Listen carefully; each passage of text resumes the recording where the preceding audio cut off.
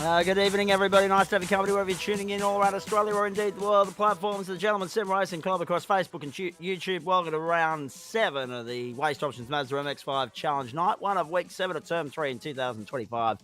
And this is the first part of a doubleheader sprint racing here this evening. And then, of course, straight into 60 minutes GT3 action, which will be coming to you live from Road America in Elkhart Lake, Wisconsin. There's the lay of the land. What's that, about 28 past 1 in the afternoon server time for this first race of the Mazda MX5 Challenge. 23 degrees the ambient and 43 on track. Dry conditions so far. It's a 3.85 kilometre circuit. Sam Chapman is your championship leader by 47 points on Chris Noble. Jeff Adams not too far away, so too Reese Gosner. And Atsushi Osafune on home turf this evening. Grid for Heat 1. Time's going to get the better of us here, folks, because they're just about to get underway. Braden Sagasa, Reese Gosner, the front row. Mitchell McLeod, Sam Chapman, the second. Wood, Chris Noble, the third. Adam Proctor, Jeff Adams, the fourth. Atsushi Osafune and Michael Adams, the fifth. Sixth row. Aaron Russell, Richard King, seventh. Brett Barker, Angus Cook, eighth. Harry Lawrence, Callan Hodgkinson, 9th, Morgan Dial, Sam Katakazinas, 10th, Eduardo Zamora, John Simpson, 11th, Taylor Oakes, and Craig Russell. Adam Lavis, good evening to you. Good to share the booth with you again on a Monday night, mate. We'll get some thoughts from you as we go. The Okayama International Circuit, the full circuit layout, the Mazda sprint racing on a Monday night. Let's go to work. Pivotal point of the championship, because once we're done here, of course, tonight, the all-important drop rounds come into the points equation. First corner, Sagasa around the outside. Good to see Gosner back on the grid. Sagasa and Gosner are going to go side by side. You got, if you were in Teletubby land, that would be Tinky Winky in front and Dipsy in second. Have a look at them. Bright purple and bright green. And have a look at the battle for third. Chapman making inroads already. Mitchell McLeod relegated on the run down the hill for the first time. Chapman, the championship leader, the four-man, finished backwards last week. We'll be hoping not to do that again this evening. And we've got, of course, Adam Lavis, an invert top 10 coming up for the second race on a circuit that you wouldn't necessarily recommend is good for overtaking. However, different scenario for these cars because they're a little bit lighter, they're a little bit more nimble. Like the Formula Vs, you'll be able to get get away with a few different passing opportunities that you wouldn't necessarily have if it was a supercar or a GT3. It's one of those things that, as much as exciting as the high horsepower, high downforce cars are to watch, racing-wise, the lower horsepower, lower downforce cars, they just provide more opportunity for side-to-side, door-to-door racing, and that's what the MX5s and the Formula Vs type formulas provide. You may not have that outright speed, but you're definitely close and in the thick of the action at all times.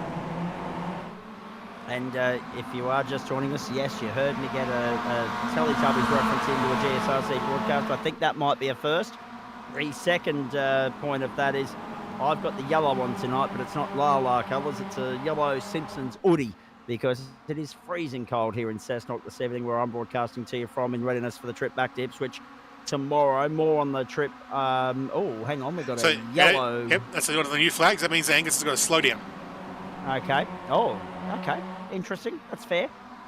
I would normally associate the colour yellow with caution and slow, so that makes sense. But at the same time, you would be forgiven for thinking that people thought that that was, an incident on the racetrack. Well, it's a personal car yellow, not a track yellow. Yeah. So the car is the caution. Be caution of that car. Yeah. More on my weekend at the Orange Kart Club in the Colour City a little bit later on, ladies and gentlemen. Of course, it was nice to be out there, but it meant not being in the booth on Friday night for the open wheel doubleheader. I'm still not in the booth this Friday night because we've got GT Pro, of course, the end of this week. Next week, back with the boys for Friday Night Motorsport. Have a look at this. It's a racing 5 at the front. Sagasa to the inside. Gosner to the outside. He's got a 0-point drop round coming his way. McLeod, the dark horse here, got by Chapman. Got around the outside of Gosner. Wants to stay on the outside line and go by Sagasa. Doesn't have the momentum to do so just yet, but Sagasa gets down on the inside. Gosner couldn't get across quick enough to cover off Chapman. He's down the inside as well. He's got to worry about on the outside Chris Noble. Contact, got to save it. Who's weighed into the mix. Atsushi Osafune has dropped down to 13th in all of this. Adam Proctor is 8th. Nick Wood is 7th. Jeff Adams is in this mix as well. A race in 8. See, it's just like the Vs, but with a bit more protection for the driver.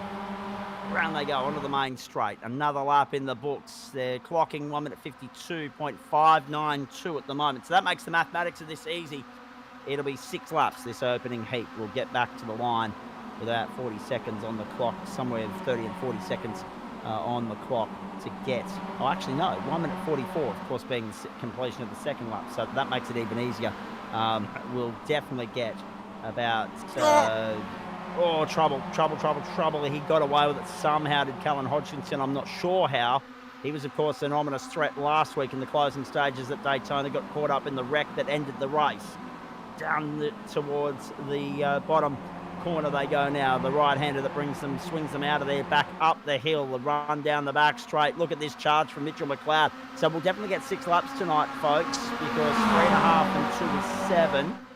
And then 2 more on top of that gets you to about 10.5. So we will definitely get ourselves a 6-lap race here in just over 10.5 minutes of racing. McLeod fancies his chances to go to the race lead, but he's got to get by Braden Sagassa, who's been really impressive and launched a staunch defence throughout the course of most of this race, but he's had to yield on this occasion. McLeod on the inside goes to the lead. Job done. Gosner on the inside under pressure from Chapman. They're 2 by 2 through here. Look at this battle pack. It's 9 deep at the moment. The man that's at the back of this train is Aaron Russell, who is such a threat in the Formula V point standings at the moment. 3 laps gone, 3 to go. As you can see on the clock there, we're going to do somewhere in the vicinity of about 35, 36 seconds of overtime tonight. Across the start-finish line we go. McLeod was all over the weeds coming onto the main straight, had 2 wheels in the dirt. That allowed Sagassa to go down the inside. Gosner wants a piece of both of them as well. He goes to the inside of McLeod. Gosner couldn't get through. Wanted to get the toe from Sagassa, it didn't work. McLeod still side by side with him, and Sagassa sweeps around the outside to hold station. 3 laps to go. If we were back at the 1 minute 50 pace, we would have been looking at about 11 minutes worth of racing, but because the standing lap time is much slower than the flying lap time, it's only going to be about 35, 36 seconds. 3 wide for the first time tonight, but that was brief because Gosner got in the inside toe of McLeod, who moved across to cover off Sagassa, but wasn't successful in keeping Gosner at bay. Look at Gosner around the outside. He does now get by Braden Sagassa. McLeod has a blinky bill moment. Noble's got up into 4th ahead of Chapman, and Adams is in there, Nick Wood as well. 8th and 9th is Adam Proctor and Aaron Russell. Brett Barker wants a piece of this too, and Michael Adams. It's an 11-car scrap at the front. You cannot take your eyes off it, ladies and gentlemen. There are 2 laps to go when we get back to the line. You'll have to forgive me tonight too, folks. Brett Barker's gone. Brett Barker's gone, the first casualty of the mix. The first casualty of this epic, enthralling scrap. We knew it would blow up eventually, but it wasn't a multi-car wreck, just an isolated single-car incident. But what it's done is broken this into 2 packs. Unfortunately, you don't have a break to be able to go back and look at the replays. Correct. We'll get there. We'll get there, I'm sure, eventually. Gosner to the inside of McLeod. Gets through. But McLeod's again got the inside running for turn 2. Can hold sway around the outside at 1. Set himself up beautifully for 2. Sagassa tucked in for the moment. Noble and Chapman are there as well. Then you got Adams and Wood. Then we go back to Aaron Russell in 8th. That's the red, blue and white car you see there. Very Novocastrian colours for the boy from the Hunter Valley. Very nicely done. Have a look at that. Out they go onto the back straight. Can he latch back on? How strong's the toe effect here at the Okayama International Circuit? Oh, it's extraordinary. Have a look at this. Straight across to the inside. Chris Noble's a sitting duck. Chapman's going to gobble him up. Adams and Wood will try and do the same. Sagassa moves to the outside to try and get by Gosner, then tries to get by McLeod. 2 for the price of 1. Can't get that done. Then, have a look at this. Gosner on the outside. McLeod, jeez. McLeod still holds the lead. It's extraordinary stuff. Gosner's got 2 wheels in the grass. So Noble's White gone. flag in the air next time by the line, Adam Lavis. Yeah, Noble went wide of the hip and he's lost a bunch of spots. He's at the back of the queue now. Down to position number 7, under pressure from Aaron Russell. Round we go again. Reese Gosner sitting there, third place at the moment. White flag, anyone's race. Mitch McLeod looking to join the winners list in this series this term. I was going to say, you'll have to forgive the vocal cords in the voice box, ladies and gentlemen. Haven't bounced back terribly strong from the frozen weekend in Orange. The racing out there red hot. And I haven't had too many of the old strepsils and honey for the sake of it either today. I've been running errands, running around like a headless chook. Chapman to the inside, under pressure from Adams. He's got Nick Wood for company as well. This is on in earnest. Through they go on the inside. Oh, trouble. There goes Nick Wood. Goodbye. Noble in the weeds again. Loses out to Russell. Russell goes through into position number 6. Harry Lawrence has got by Noble as well. Nick Wood has dropped to 16th position. The invert is being held by Richard King at the moment. This is how it happened, Nick Wood. Oh, it was Noble. It was Noble and Wood. How lucky was Aaron Russell to avoid all of that. Back straight, final time. Mitchell McLeod looking to join the winners list. Sagassa to the inside, squeezing, no, door shut. And then the wheel banging starts, the bumper rubbing starts. The SMSing is underway. Gosner sitting well back, too far back for my liking. This is now between McLeod and Sagassa at the run through the final sector.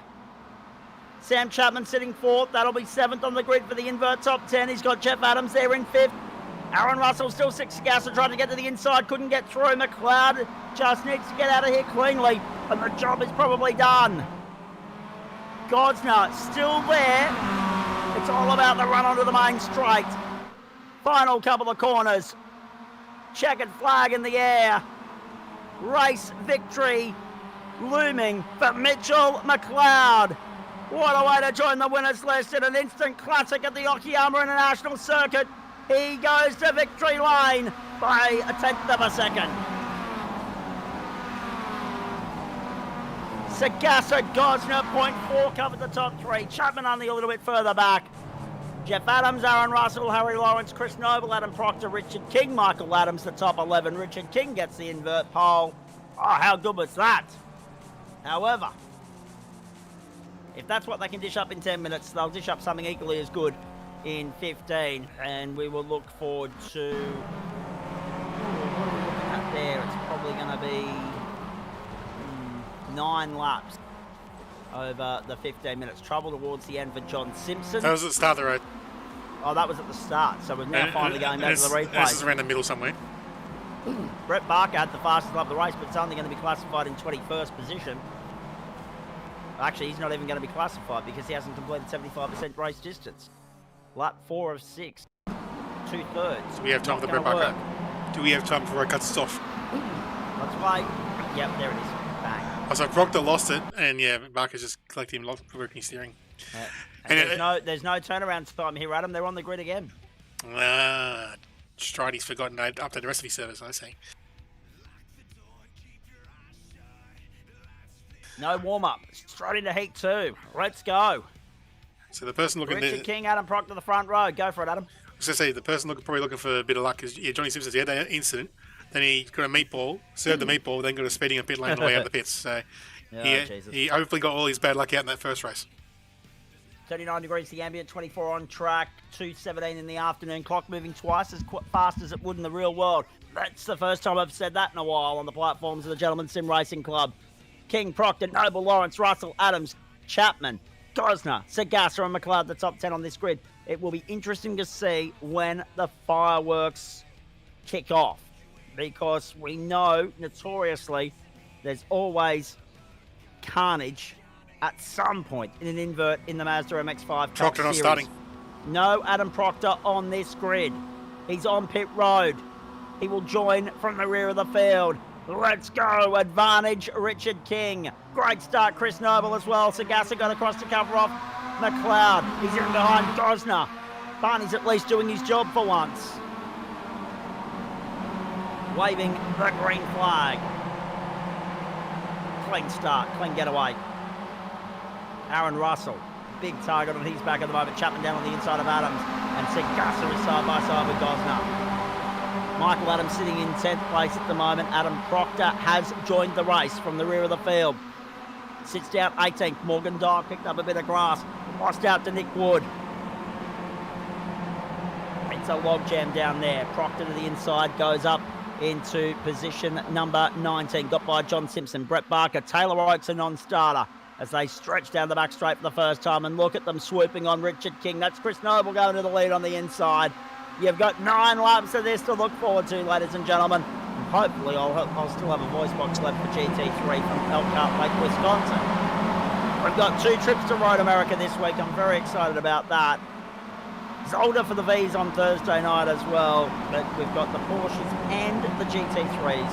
So it's sports car heaven this week when we go to Road America. Both the GT3 categories heading to one of the great horsepower circuits in Elkhart Lake, Wisconsin, and not just Road America in the United States, but in World Motorsport. 6.5 kilometres around there. Trouble further back for John Simpson. Jeez, he can't avoid it tonight, can he? I guess I was wrong. Oh dear. Main straight. Look at the lead that Chris Noble has opened up. Moving across. Look at the gamesmanship already on here. Noble tried to break the toe. They were more than aware of what he was up to. Richard King got across to the inside. Sagassa down the inside of Jeff Adams. Couldn't get the job done. Mitchell McLeod in behind him. Oh, 2 wheels in the grass for Richard King. That's going to allow Harry Lawrence, last week's race winner, around the outside. So Noble just not having fun with turn 2 at the moment, is he? He got through there that time round, but he might not be so lucky next time. Russell to the inside, can't get by Richard King on the entry to the corner, but on the exit he's got the run, and he's getting some help. A push along from Sam Chapman, if you don't mind. Chapman down the back straight, pushes Russell, pushing Lawrence, pushing Noble. On the outside, it's Adams and King, and also Sagassa, McLeod and Gosner. They've had trouble finding their way through here, fighting their way forward. Russell to third. Jeez, it's been impressive, the numbers he's put together so far this term. Down the inside, Jeff Adams and Sam Chapman. Thank you. They're still side by side and squabbling. Now they've got to be worried about Braden Sagassa trying to go down the inside, not able to get it done. Down the outside goes McLeod on Sagassa. Gosner's in this as well. Atsushi Osafune off the road, and he's not alone there. Morgan Dole's run into trouble and was on the tow rope. John Simpson, the beneficiary of that, moving up into 20th position. Oh, Morgan's just said yes. And that's Eduardo as well involved in that. That's average. That's really unfortunate. It's like he's gone to reach for the brake pedal and hit the accelerator. Yeah, I think also once he clipped the wheel on wheel, he would have probably... Oh, McLeod into Chapman! McLeod into Chapman! They got away with it somehow! But it's hurt them because they've lost ground. Richard King off the road. They've lost contact with the top 3. Advantage Chris Noble, advantage Harry Lawrence, advantage Aaron Russell. Lawrence the fastest lap of the race, 1:44.582. Fastest lap in Heat 1 was Brett Barker, despite the fact that he was a non-finisher. So what happens there? Because he's a non-finisher, he doesn't get any points, sure.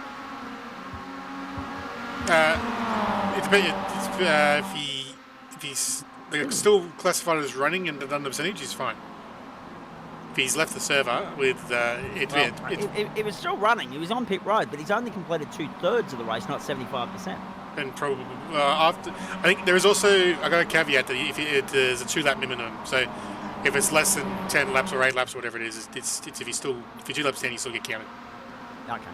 Yeah. Well, he was on pit road at the end of lap 4. He just hadn't got across the line at the end of lap 4 because of where his pit pay was positioned. I think you'll find. Right. This is on here. This is the battle for 5th, 4th, in fact. And Richard King's a moving roadblock at the moment, unfortunately for the rest of the pack here, because Noble, Lawrence and Russell, they're going to do well to catch them.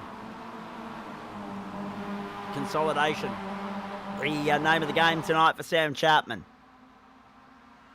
Gosner, of course, back on the grid, good to see, but struggling to work his way forward. He's got to contend there with Michael Adams. Chapman back down the inside, still can't get by Richard King. Very difficult again to overtake around here. Michael Adams hung out to dry. Sits 11th. Oh, Noble in the weeds again. Jeez, what is it about Noble in turn 2 tonight? Here goes Harry Lawrence! And he'll take Aaron Russell with him. Does Russell want 2 for the price of 1? No.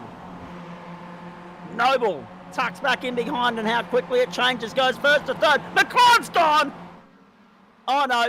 It was... No, my apologies. I'm getting ahead of myself. I saw him plummeting down the order. We lost him on timing there momentarily. I'm not sure if it was a Blinky Bill moment, but I saw him dropping well down the order. Maybe a Blinky Bill. 4 wide. Sagasa to the inside. Uh-oh. Hold your breath. Hold your breath. Uh-oh. McLeod around the outside. Sagasa down the inside. They're still side by side. Jeff Adams. Oh, Nick Wood's gone. Jeff Adams has managed to stay out of trouble in all of that. He's down in behind Braden Sagasa. For 8th and 7th, the McLeod is 6th. Chapman is 5th. 4th is Richard King. They've lost contact. 2.8 seconds behind the top 3. And this race is being led by last week's winner, Harry Lawrence. So McLeod's a new name on the winners list. That list is growing. We've only had 1 repeat winner so far in the series, and I'm pretty sure we're up to races 9 and 10 or 10 and 11. I put it on the banner earlier in the day, but I was running around like a headless chook, as I said there earlier, so I have lost all sort of brainwave with regards to what I wrote on those banners for you, ladies and gentlemen, on social media. Yeah, races 10 and 11, so this is number 11. So to think about it, we've had 9 different winners in 10 races so far. They're the sorts of numbers Nick Fodiatis loves when it comes to the IndyCar series. Reese Gosner sitting 11th at the moment, really struggling to find his way through here. Got to get by Colin Hodgkinson, does so, goes to 10th. Next target is Angus Cook. McLeod gets through on King. Chapman's there as well. He's got to the front of this pack. The floodgates have opened now for Richard King. Down the inside is Braden Sagasa. They're coming up over the hill. Trouble mounting here. Top 3, Lawrence, Russell, Noble. Play the long game, boys. It's not going to be won at the 4.5 lap mark. It's going to be won at the 9 lap mark. McLeod with the big dive, contact and gone. There it was. Richard King. You had to see it coming. Bang. Tried to take the evasive action. Took Colin Hodgkinson and Sam Katakazinas with him. There will be more to come of that, I am sure. Sam Chapman sitting there in 6th spot at the moment.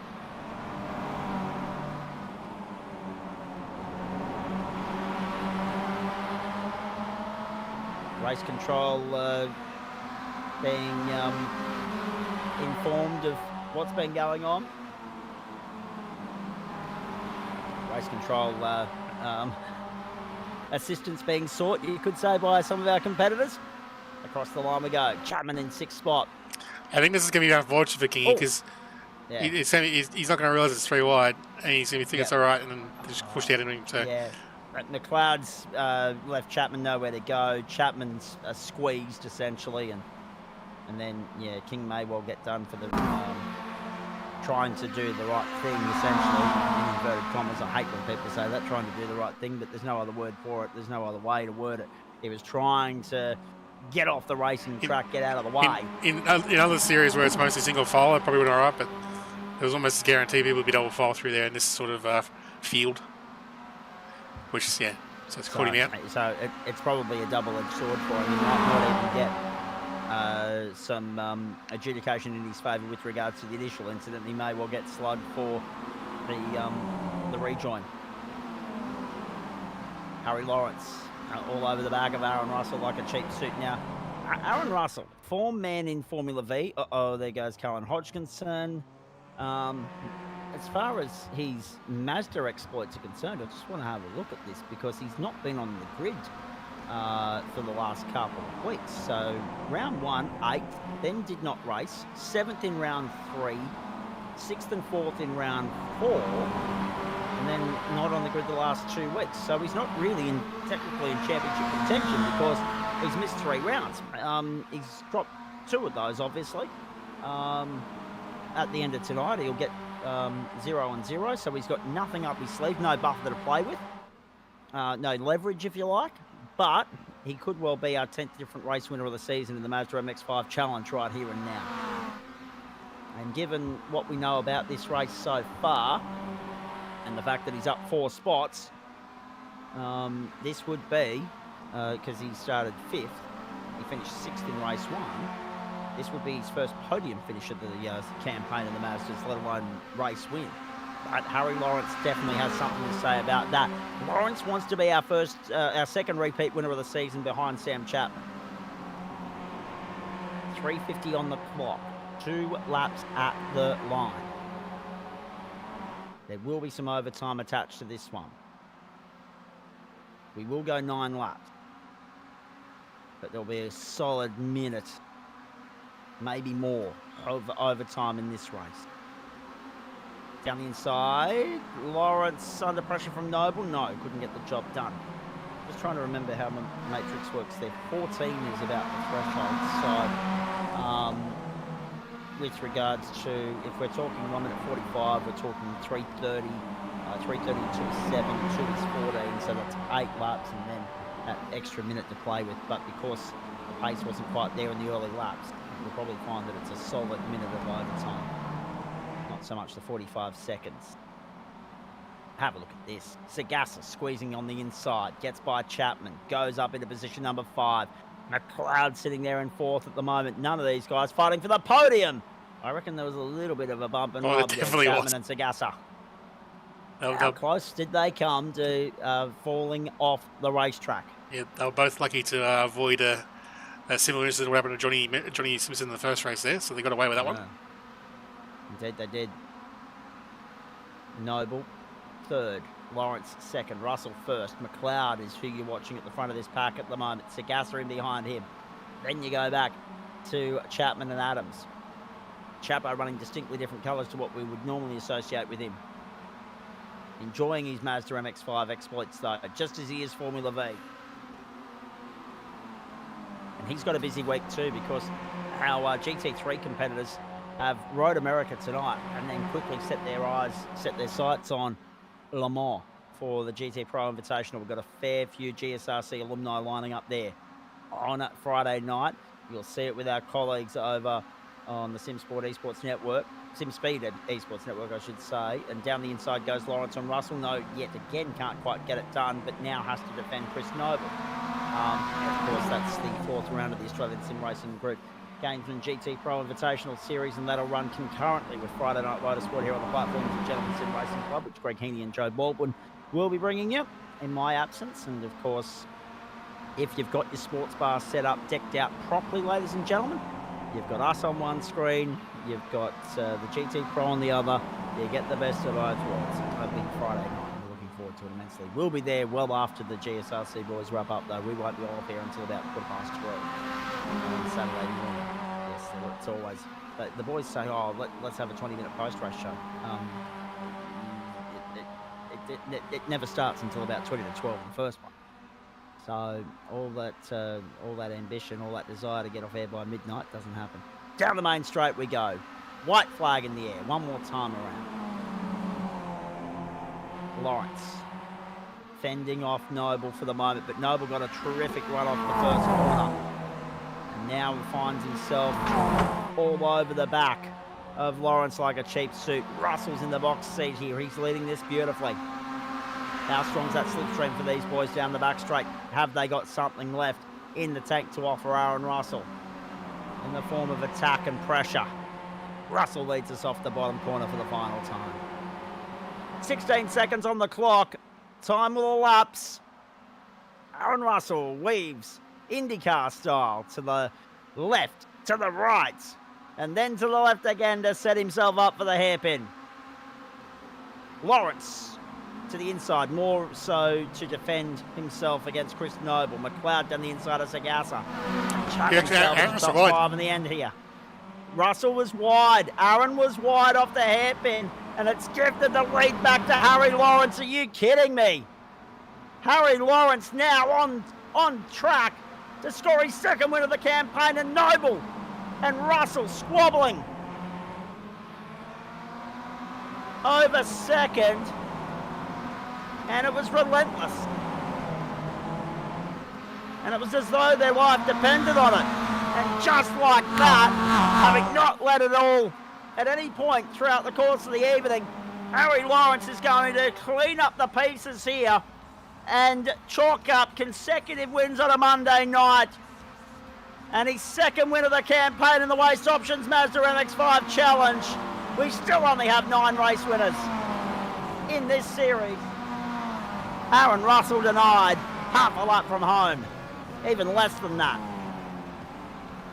He held off Chris Noble for second and third. Rich McLeod got the better of Braden Sagassa in a photo, 6,000ths of a second there, or hundredths I should say. Sam Chapman, Jeff Adams, then Reese Gosner, Angus Cook, and also Michael Adams. This is what happened to Aaron Russell. Wide. Every day of the week, wide. Lawrence goes through. Lawrence takes his second win in 3 races. As I said, consecutive Monday nights in Victory Lane. But he's only the second driver to notch up a second win this season in this series. Chapo, the other one. Extraordinary finish. Russell looked like he had that one and run. And unfortunately, one mistake is all it took for Harry Lawrence to pounce and record his second win of the campaign. 0.6 the winning margin that covered the top 3 at least. 0.4 the winning margin first to second. McLeod, Sagassa, Chapman, Adams, Gosner, Cook and Adams the top 10. That's, of course, Jeff Adams 7th, Michael Adams 10th.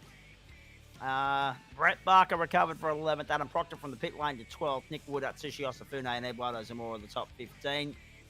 Craig Russell, Sam Katakazinas, John Simpson made up the top 18. Was Richard King still in the server at the end of proceedings there? If he was, no, he wasn't.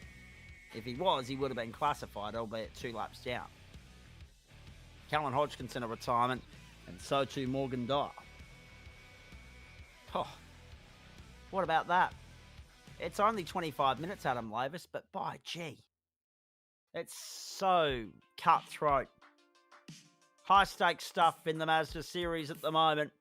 The unfortunate reality is there can only be one winner. Tonight it was Harry Lawrence, of course, on the back of the heroics of Mitch McLeod in race 1. McLeod with, what was it in the end? 4th place.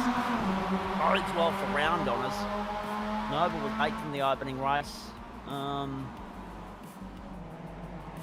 Sagassa was 2nd and 5th, so it'll be between McLeod and Sagassa.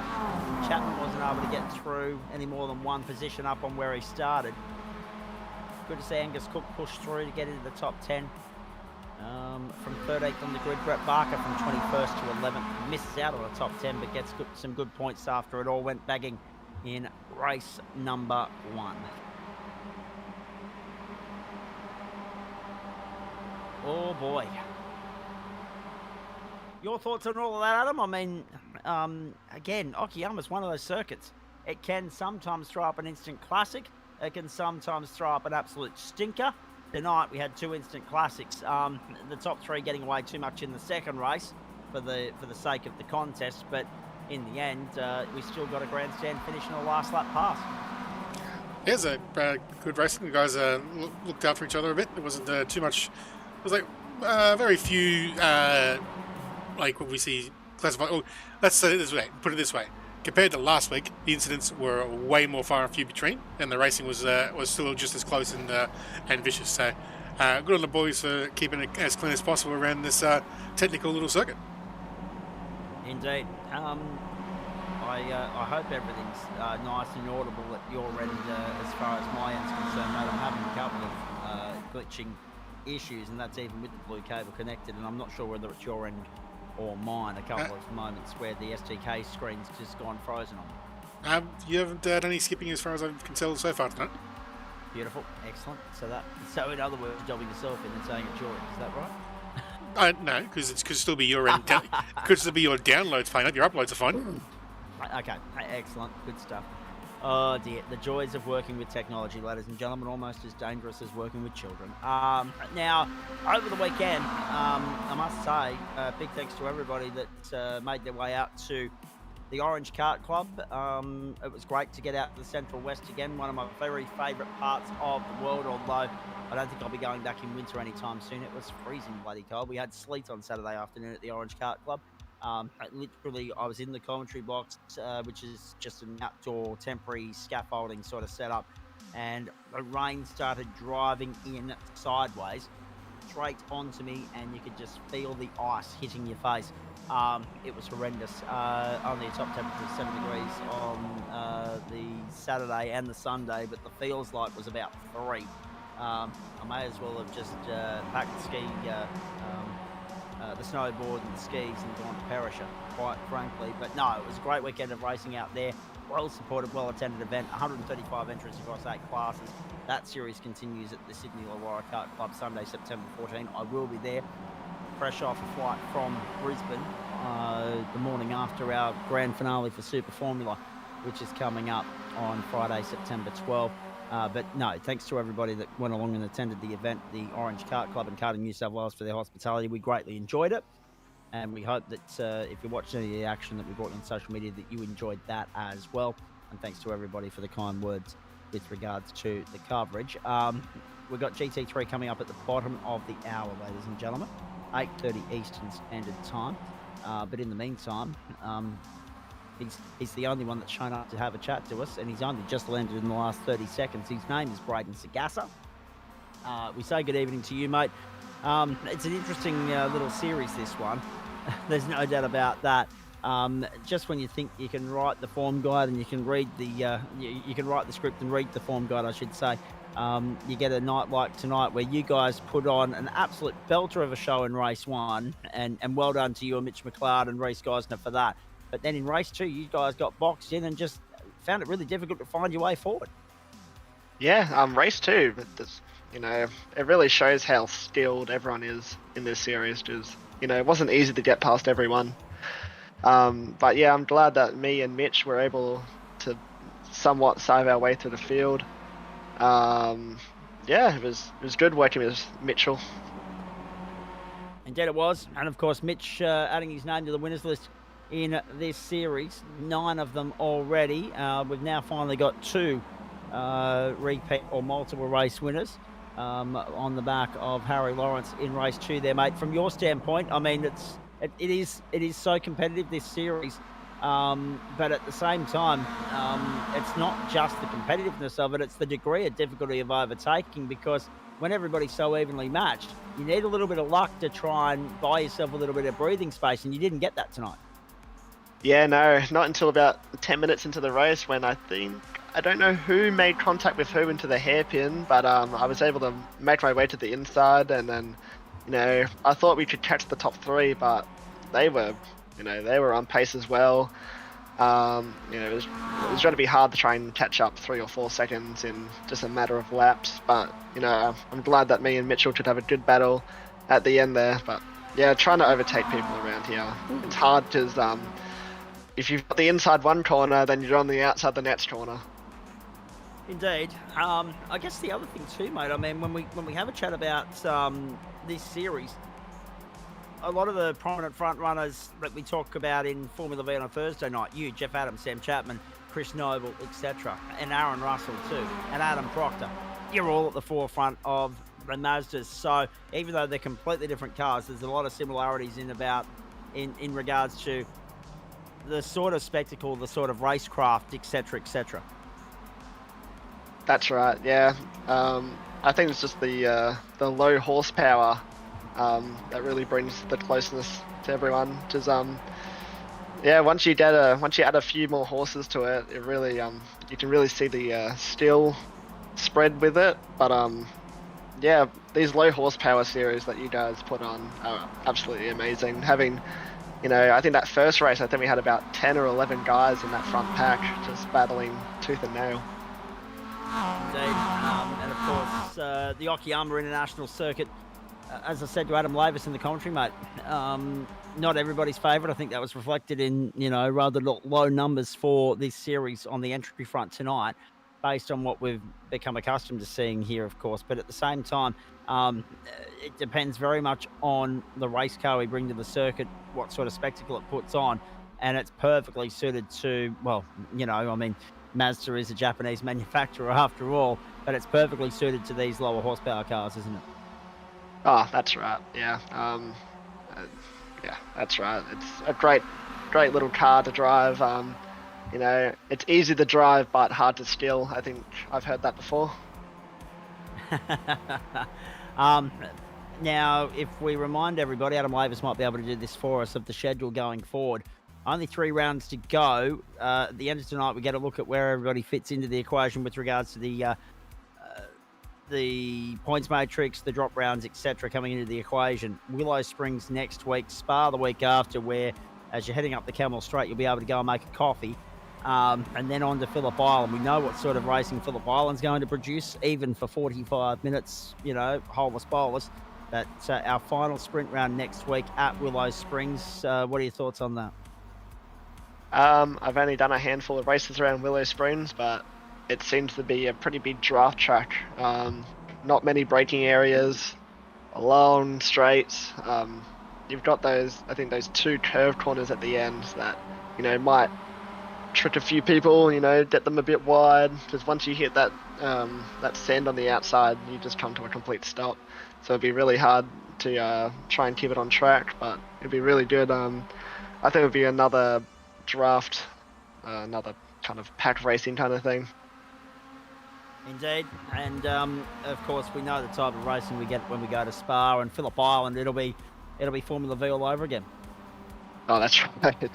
That was a lot of fun. We had the Formula Vs there, so I think the Mazdas would be quite similar. And of course, Formula V off to Zolder this weekend, mates. Thursday night, will we see you on the grid for that? Oh, you can't miss the Formula Vs. They always put on a spectacle. Agreed. It's actually really disappointing for yours truly that there's not 60 on the grid every week with Formula V. They are, I reckon, the best car in the offering as far as our slate of programming is concerned for Term 3. What else is keeping you busy, mate? I mean, obviously, you're very competitive in the Mazdas. It'll be interesting to see where you slide into the equation once Adam Lavis updates the matrix tonight. And, of course, will we see you in any of the higher horsepower offerings, the main course offerings this week? Probably only the Gen 4 series. That's been a lot of fun. But yeah, Formula Vs, maybe Formula Fords, but we'll have to wait and see. Exactly, and I guess the other thing too, quite a few of the club members are actually preparing, not necessarily for Road America tonight in GT3, mate, or Road America on Thursday. It's important to say in the Porsches, but obviously Circuit de la Sarthe on Friday night in GT Pro. Have you had a chance to check out the action there? Has anyone reached out, picked up the phone, and said, "Hey, Braden, come and join up with us, sign on, come along and be part of the fun," or not? No, I haven't got any kind of phone calls like that yet. But I think people just know, especially my team, that I just don't run GT3s. They're kind of my Achilles heel.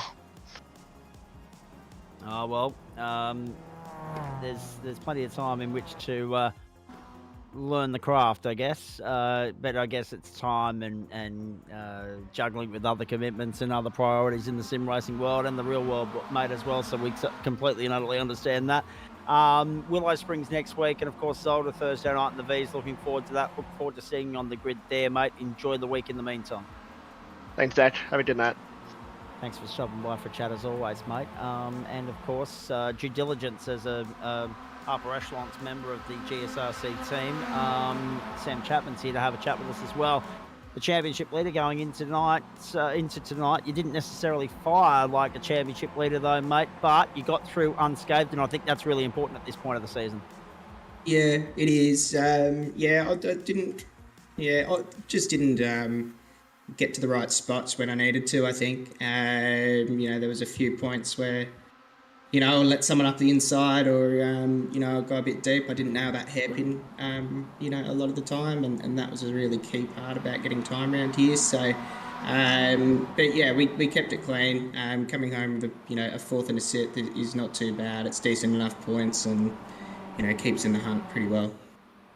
And of course, the drop rounds, like I was saying with Braden, they come into the equation tonight, mate. Are you interested to see? Are you looking forward to seeing how things stack up going into the final 3 rounds and then formulating a plan of attack from there? Absolutely. If you think I'm not watching the points matrix change before me while Adam does it, you're kidding yourself. So it still looks pretty solid at this point. Question will be, does it look solid enough after next week, where I'm going to have to take a miss and take a pretty rubbish round as a result, that's currently sitting in the drop section. So should still be able to, maybe just hold on to the lead there, but that will make it a lot tighter.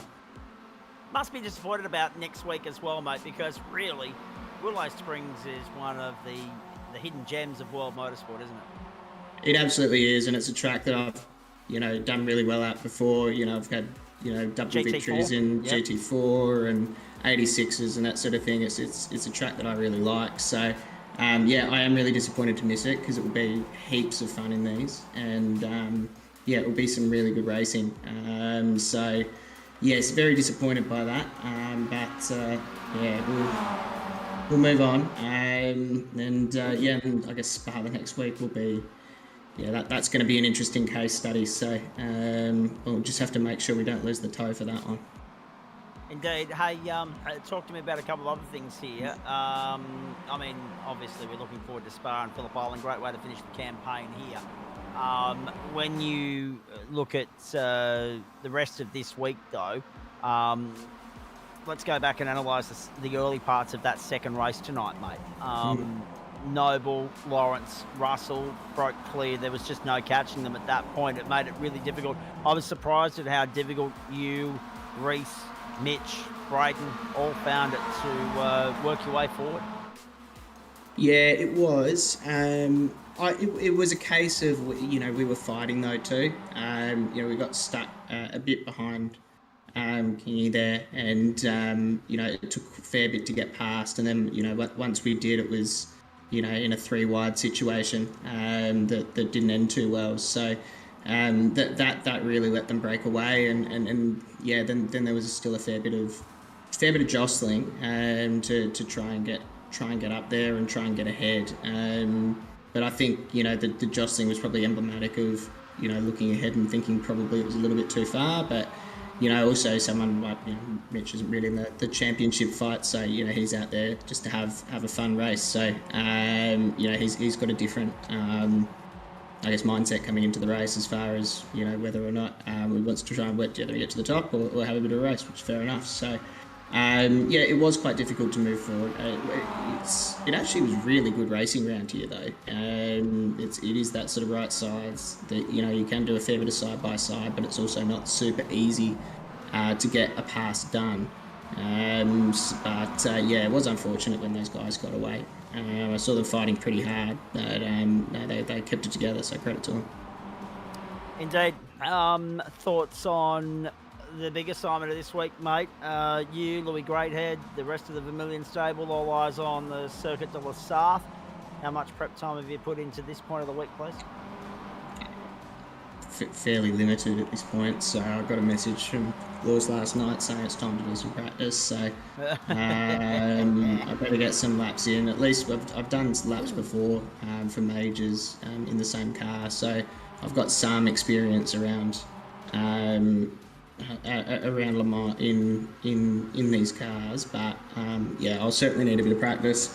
We're doing pretty well in points as a team, so I want to keep maintaining that sort of top 4, top 5 sort of position, and hopefully try and move forward.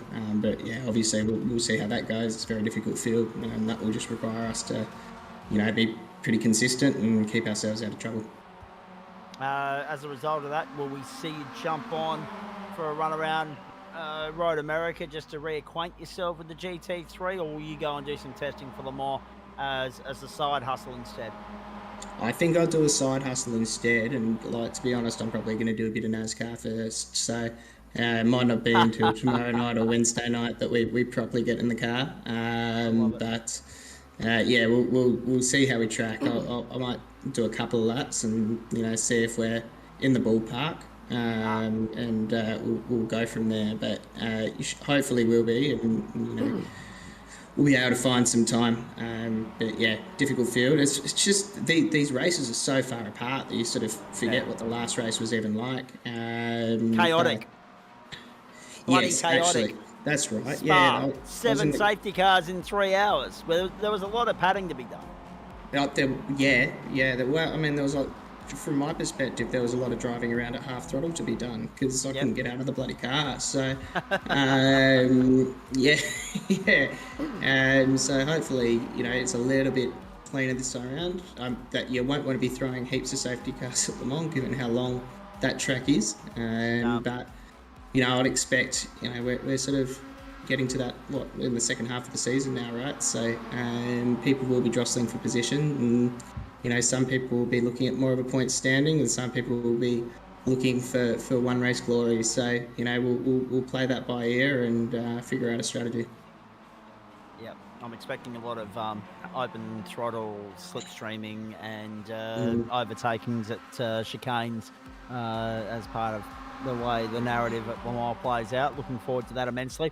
And of course, you'll be able to watch all the action there in conjunction with watching our Friday Night Motorsport broadcast on the platforms of the GSRC on the SimSpeed Esports Network. So that's, of course, 7:45 Friday night, race start 8:30. So the good thing about that is our GSRC Super Formula stuff will be over and done with by about 10 minutes to 10.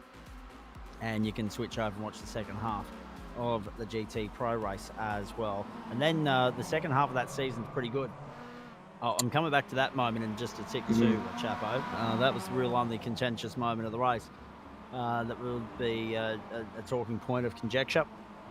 But no, it's Le Mans, Casa de Shahin, and then Mount Panorama as far as the final 3 rounds of that GT Pro Invitational Series are concerned. Casa de Shahin, of course, ladies and gentlemen, is Shell V Power Motorsport Park, if you haven't already cottoned on.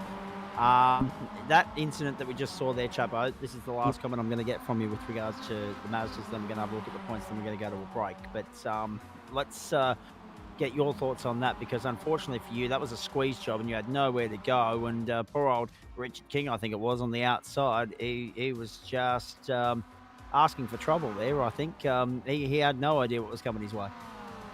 Yeah, I think because Mitch was dropping in and out, so I don't think I quite realised how close he was, and also that he was getting a push. The fact that I got overtaken is sort of on me. I should have defended the inside harder. I probably didn't realise I'd left that much room and that he was that close. So that allowed him up the inside and a 3-wide position. I don't think he knew that we were 3 wide and decided to turn in, as though we were 2 wide. So that was the end of him. Fortunately, I got away largely unscathed, although with a few positions lost. But looking back at it, there's nothing really on anyone. It was an unfortunate position that we ended up with because I didn't defend properly. So that's disappointing, but a bit of a learning curve. Indeed it was, mates, and motor racing's full of those. You'll be in this caper a long, long time and still be learning something new every single time you're out there on the racetrack. Good to catch up, mate. Bad luck about not being here for Willow Springs. Look forward to your company for... will we see you at Zolder for the V's on Thursday? I hope so, considering that you're going to be also on the grid for the GT Pro Invitational on Friday night.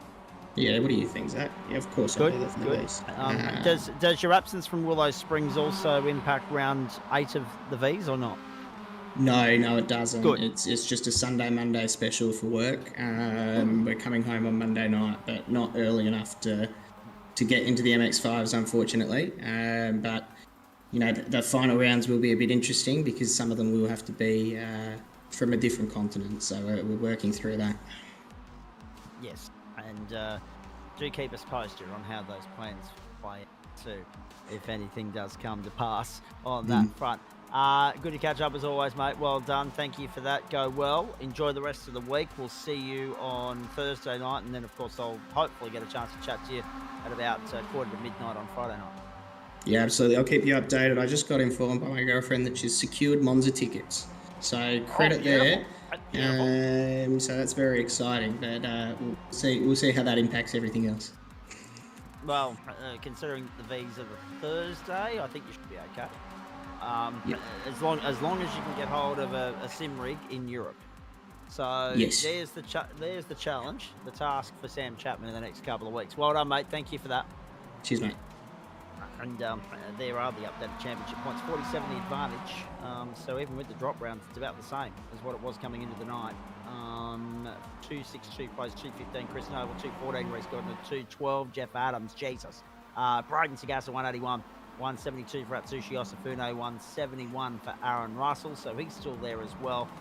What's that? 91 points covers first. 7th. Guy Leach on 166 and 160 for Harry Lawrence. Tonight's race 2 winner. The round honours here went to Mitchell McLeod. That moves him up to 117 points. Equals second for the round, Aaron Russell and Harry Lawrence. Yeah, right, though. Interesting. So no third place acknowledged there as a result of that. A bit like the World Swimming when there's a tie for second. There's 2 silver medals handed out. We did the same thing there. Very nicely done, Adam Lavis. But Chapo's lead remains steady at 47. There was a penalty handed out to Chris Noble, however, and that has impacted his point score tonight. As you can see there, the 16th in race 1 is listed in red, so that means he's got the penalty. Now, the other point as well in all of that, Chapo, Noble, Gosner, Adams, Sagasa, so all prominent names from tonight. Osafune didn't really fire on home turf, 17th and 14th, and Guy Leach remains 8th. We do it with thanks to Waste Options, Trophy AI, Pantech Industries, the great people at Sprayton Cider, also, of course, merch.tgsrci.com, Flash Graphics. I'm actually going to be interested, boys, because as we get ready to go to the break, we mentioned Friday night and the whole post-race show, etc., etc., etc. I'm going to be very interested to see how much of an overlap there is there on qualifying and what sort of a knock-on effect that has, because we know it's Le Mans, we therefore know it's a long lap.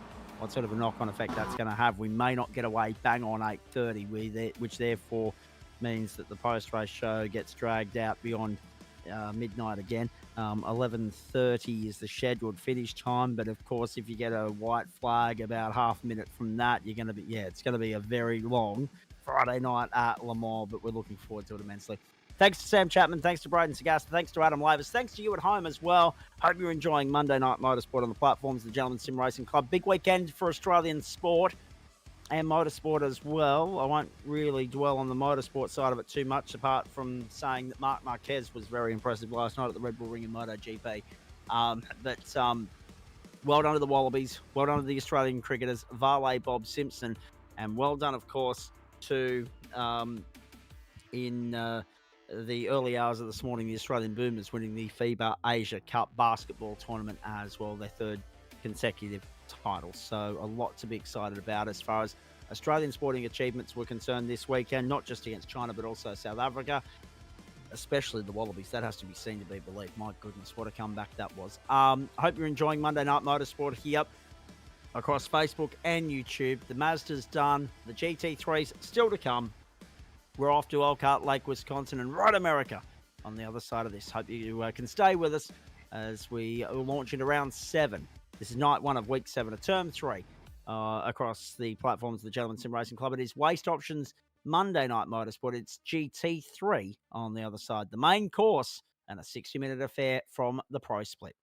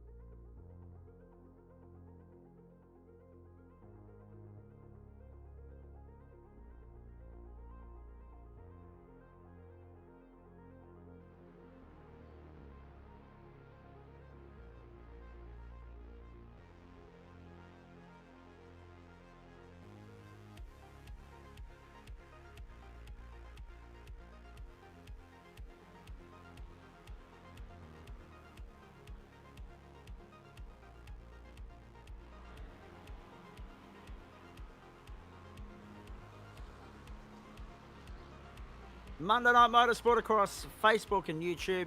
The platforms of the Gentleman Sim Racing Club. We're coming to you live, exclusive and free from Cessnock this evening, where it has just started raining. But I'm happy to tell you that there's no rain in sight at the Okayama Lake, Wisconsin venue. That part of the world is, of course, home to one of the great motor racing venues in world motorsport. It is, of course, the Road America venue, famed Road America circuit. All 6.5 kilometres of it tonight, hosting the fourth last race of the GT3 season, with thanks to Waste Options, and we are bringing you the Pro Split server this evening, ladies and gentlemen. The checkered flag flies on qualifying. The circuit, as you know, 14 turns, 6.5 kilometres, 27 degrees. The track temperature at the moment, 24 the ambient. But we'll update that for you in just a few moments as we get ready to launch into the 60-minute affair here this evening. Race 10, it is the third of our 60-minute races, remembering that we've got 3 different formats in as many weeks to round out the campaign. Next week it'll be 60 minutes from Silverstone, the week after sprint racing from the Nürburgring, then an enduro from where else but Mount Panorama Bathurst. So an Australian doubleheader on the Monday night to get the 10th and final week underway. First from Phillip Island for the Mazdas, then from Mount Panorama for the GT3s. There's the championship points for you. Sean Campbell on top, 258, 241 for Ryan Bettis, 204 for Richard Mitchum and Harrison Lillis, 194 for Sam Sutton, Miles Burgess, 168 and 164 for Wayne Hewitt, 160 for Jacob O'Reilly makes up the top 10. The top 8, I should say. 9th is Eli Donaldson, 10th is Lewis Greathead, 149, 144 respectively. 1, 2, 3, 4, 5 Fords, a BMW, 2 McLarens, a Porsche, and a Chev in the top 10 at the moment. And Ford are particularly prominent at the pointy end of the town here as we have a look at the grid for this round of the series, ladies and gentlemen. Front row, second row, and the inside of the third as well. Dylan Shepherd, the only non-Ford in the top 7. My goodness. Reese Wakefield, Harrison Lillis, front row. Richard Mitchum, Wayne Hewitt, second row. Marcus Watson, third row. They're all Mustangs. Dylan Shepherd alongside them in a Merc. And then you got Benny Woods and Danny Davison. Ford versus Chev on the fourth row of the grid. Andrew Neal, Shane Clancy, Ryan Bettis, Harry Lawrence make up the top 12. Josh Fitt, Daniel Cheney from the 7th row. Nick Wood and Alex Barrelon from the 8th row. Miles Burgess, Daniel Piper from the 9th row. Ryan Jones is out there in a Lambo alongside Reg Burke on the 10th row. Mitch McLeod, James Parker from the 11th row. James Lawrence, Dave Riddell, and then Chook Fung Wong, Aaron Major, John Trott, and Josh Horton make up the field. What is interesting here is Horton hasn't set a time. There is no championship leader. Sean Campbell's nowhere to be seen. He hasn't even bothered to turn up for the home round. I'm bemused by that one. Reese Wakefield and Harrison Lillis are out there. There's finally a bloody Lambo back on the platforms of the GSRC in the Pro Split. That is Ryan Jones. And we have Ford heavily represented, McLaren well represented, Mercedes, Lambo, BMW, Ferrari, Porsche, and Chevrolet out there. So that is no Audi, and we'll work out the other one. Acura, no Acura, which is funny because Acura was the new whiz-bang crash hot thing to have. So it's all Ford front row, it's all Ford second row. It's 4 different teams in the top 4. It's Marcus Watson throwing his out into the ring from 5th. Hopefully the field is going to settle down, slow up and set up in formation coming up onto the main straight. But it seems as though Reese Wakefield's in a bloody hurry to get going here, and we are as well. He brings the field up the hill at a moderate tempo. When he hits the gas, we get going. Round 7, race 10. Waste Options GT3 Pro from Elkhart Lake, Wisconsin. Let's go at Road America. The One Performance Racing entry gets a blinder of a start and leads the field down the hill for the first time. Can they get through here cleanly? It is 60 minutes. You don't want to go blowing it on the opening lap. Dylan Shepherd. The only one offering up any sort of resistance to the Ford Mustang on the end of the field. Gone on the opening lap. Drops down to the last in the order. More trouble. Andrew Neal. They're going off everywhere. Wayne Hewitt's involved.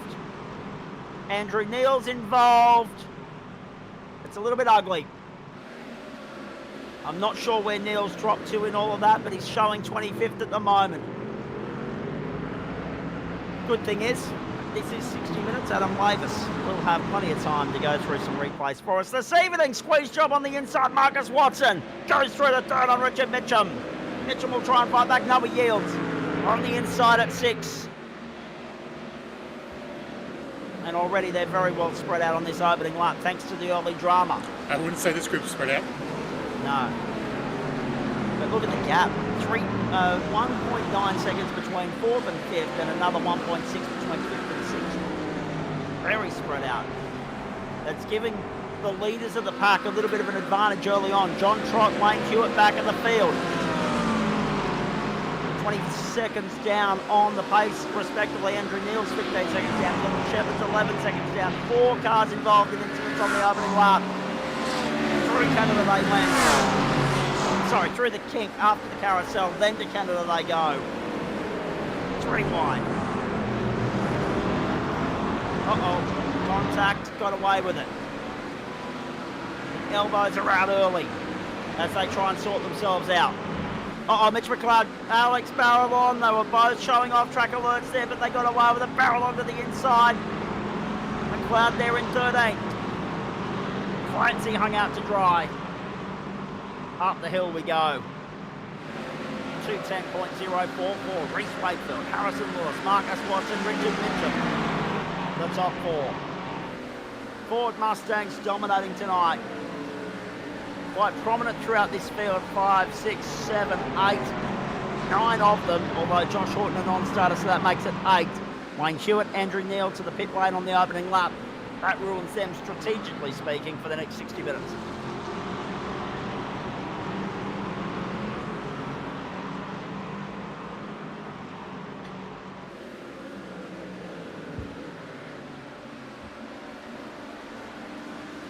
So 2:55 gone.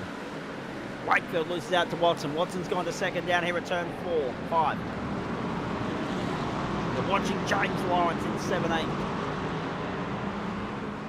Watson has got by Wakefield. Wakefield the fastest lap of the race. Harrison Lewis the race leader. Something's gone on there. Lewis to take the lead. Richard Mitchum back to 4th. Josh Fitt is 5th. First to the McLarens, first to the Porsches is Ryan Bettison 6th. Fitt is up 8 spots already. Bettis is up 5. Danny Davison first to the Chevs in the field, up 1 spot. And Ryan Jones, the big mover so far, up 9 positions in the Lambo. And about time we saw him out there in something that wasn't a supercar. Very good. He was very impressive in the Super Formula at the Hungaro ring a couple of weeks ago. Something gelled beautifully for him there. He found a sweet spot in the reverse grid race, or the invert race, I should say. There's Nick Wood to the inside. Takes Jones with him. Off goes Mitch McLeod. Mitch McLeod off the road and outside the top 20 now.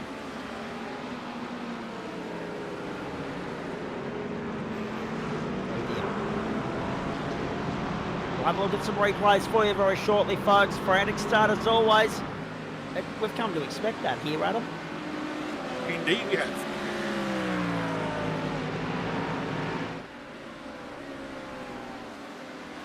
So the first 7 have somewhat spread out. Lewis leads. Wakefield is behind Watson, second, third.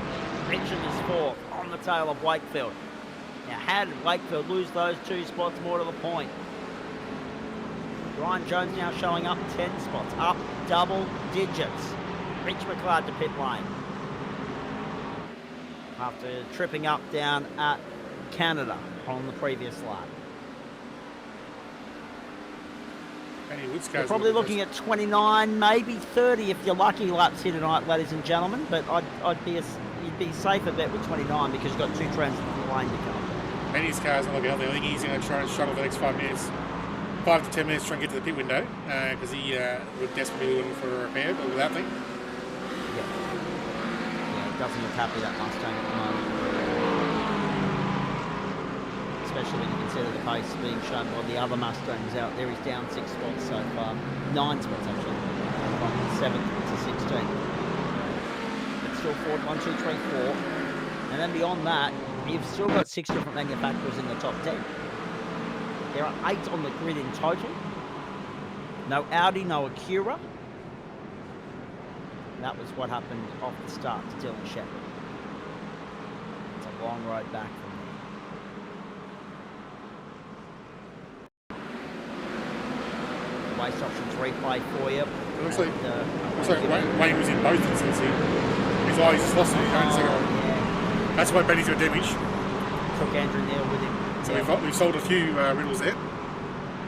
So no wonder Andrew Neal was showing off track for a long while. He had no way of getting back onto the road, but kept the boot into it and just stayed on the grass. That was smart, actually, to be fair. Now, John Trott, this is what happened to him. The rejoin. Oh, nice evasive extra on the McLaren. He lit it up, and it just didn't want to cooperate.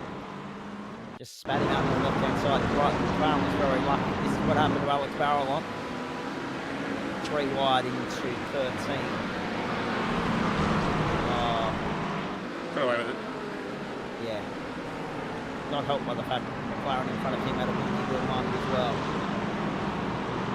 Fine throw. Up onto the main straight.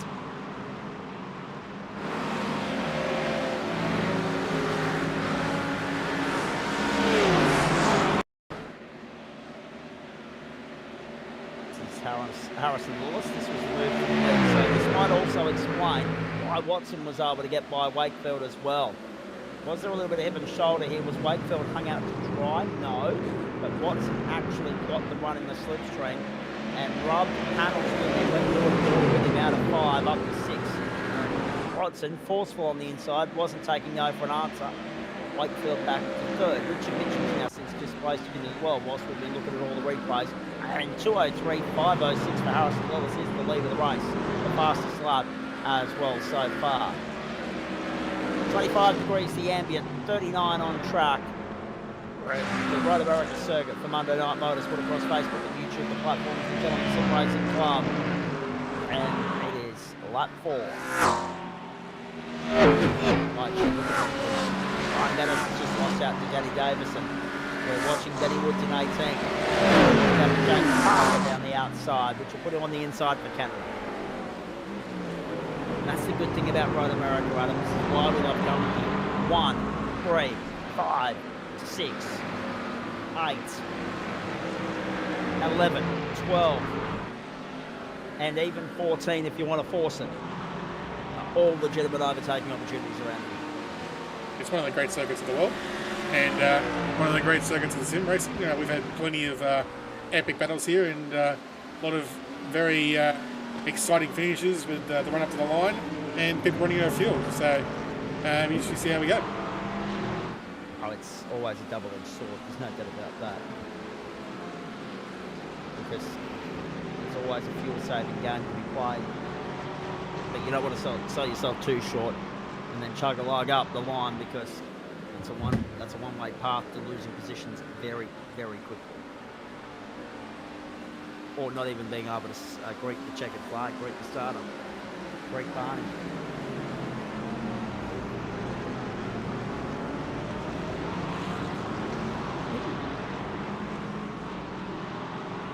So 9 minutes and 25 seconds gone. Harrison Lewis fastest lap of the race, 2:03.464.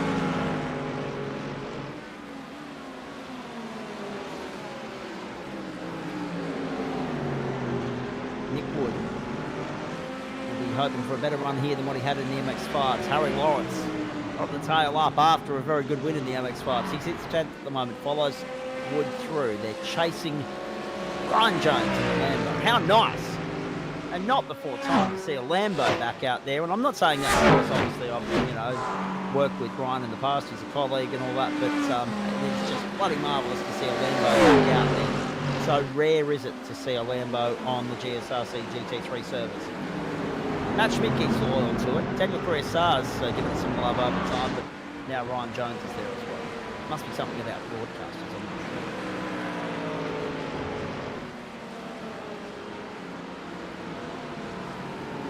Well, I'm not sure if it's his regular car. I think he maybe have picked the wrong car, given he's not running a regular DPR livery.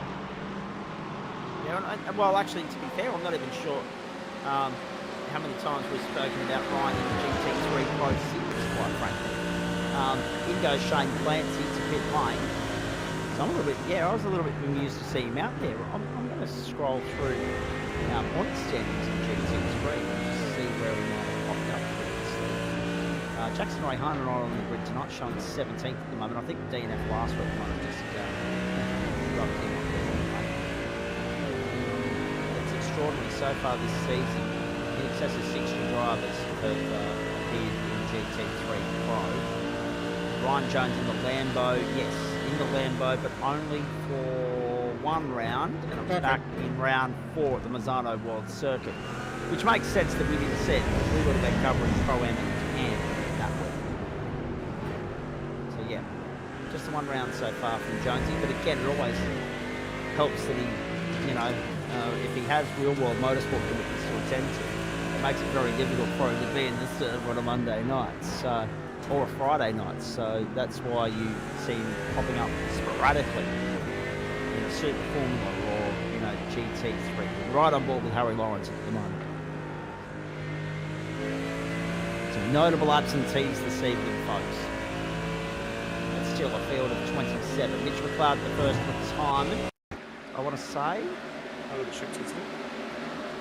Has Mitch McLeod dropped out? And I've also been asked what happened to Shep. This was what happened to Shep. Turn 1, part 1. All on his own, but also that I think, I'm not 100% sure. He might have got a shoulder. Mitch McLeod has pulled up and exited the server after 3.5 laps, so he's potentially had a packet loss halfway through a lap. Andrew showing 26th at the moment, and Andrew Neal showing 25th. They're the last runners in the queue. Adam. It's definitely screaming some sort of internet issue. 100%. 100%. Into pit lane comes Daniel Piper. First of the pit stops underway. Ben Woods as well. First of the scheduled pit stops, you'd have to argue, because those that have pitted lap 1, 2, 3, and maybe even Shane Clancy on 5, they're going to have to, Shane's going to have to get 2 14 lap stints out of his car. I'm not sure he's going to be able to achieve it.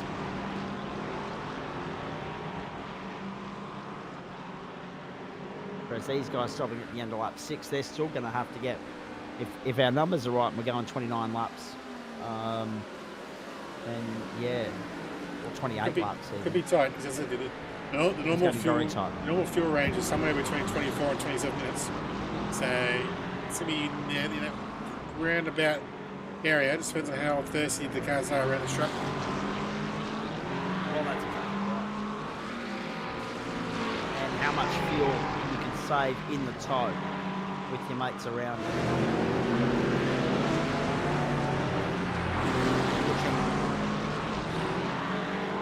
14th at the moment. The only, if I've done my homework correctly, the only Ferrari in the field. Which is disappointing if you're a fan of Tifosi. It's mostly, it seems to be mostly Fords and McLarens, and everyone else is like only 1 or 2 here and there flicking through.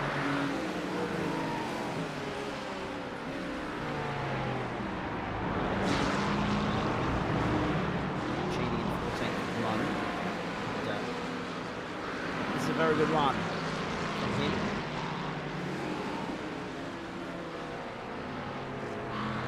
He's one of the few drivers in the field to not where he started so far. Rick Wood in 8th, chasing Ryan Bettis. In 7th, Mustang horsepower. Watch it hard at work here. Look at the slipstream. Look at the toe. Will he move to the inside? Will he have a look? No. Shepard on the comeback as well. Gets on the inside of Miles. Burgess goes to 12. Were the team orders at play there? Potentially so. He made that look very easy. Very easy. A lot of guys with some dings in the front of their cars here, so they're going to... they've only got one fast repair there, so they're going to have to work out whether it's worth taking that fast repair now or whether they need it for later.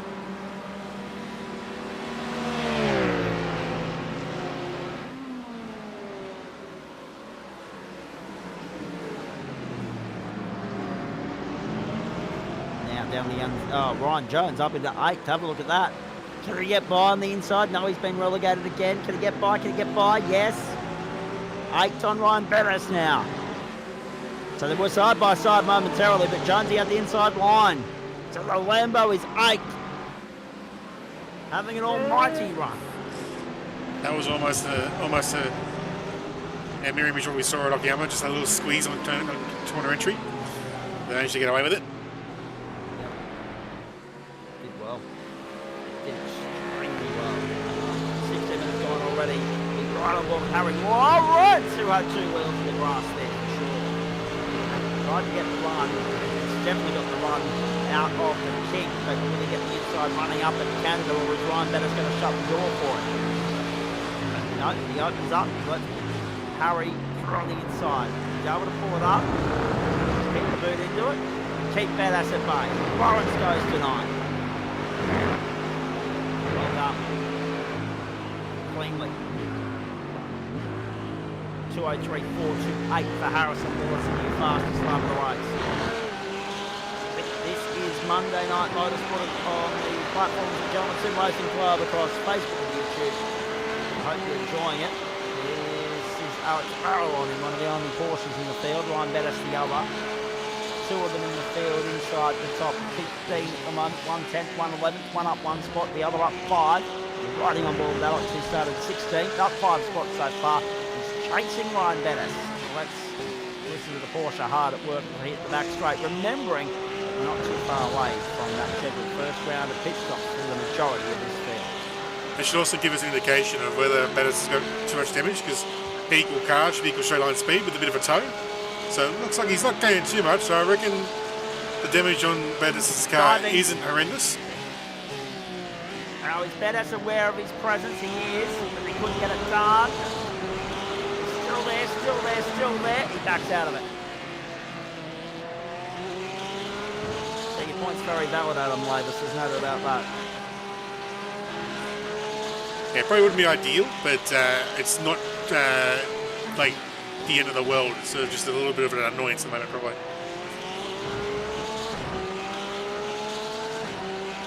little bit of a nuisance that he doesn't need at the moment. Round we go. One thing it might be doing for him, which would be bad, given it's an hour race, is he might be getting a little bit extra understeer, wearing those tyres out faster. And we've seen around here, these big long radius corners, that does like to chew the tyres, so he may need to take some tyres to the stop. And if he's going to take all 4, we know with the fuel tax, it's an extra 2 or 3 seconds on top of fuel.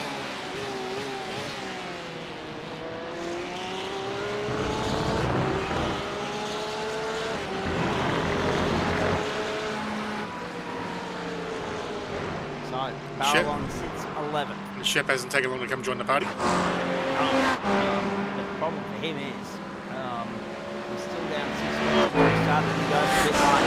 Does Ryan Bettis. Bettis moves and it releases Barrelon and Shepherd down the main straight. It's a good recovery from Shepherd, but the problem is he's 19 seconds off the pace. It's twofold. It gives Bettis a chance to get his repairs, and it took away his slipstream for our barrel.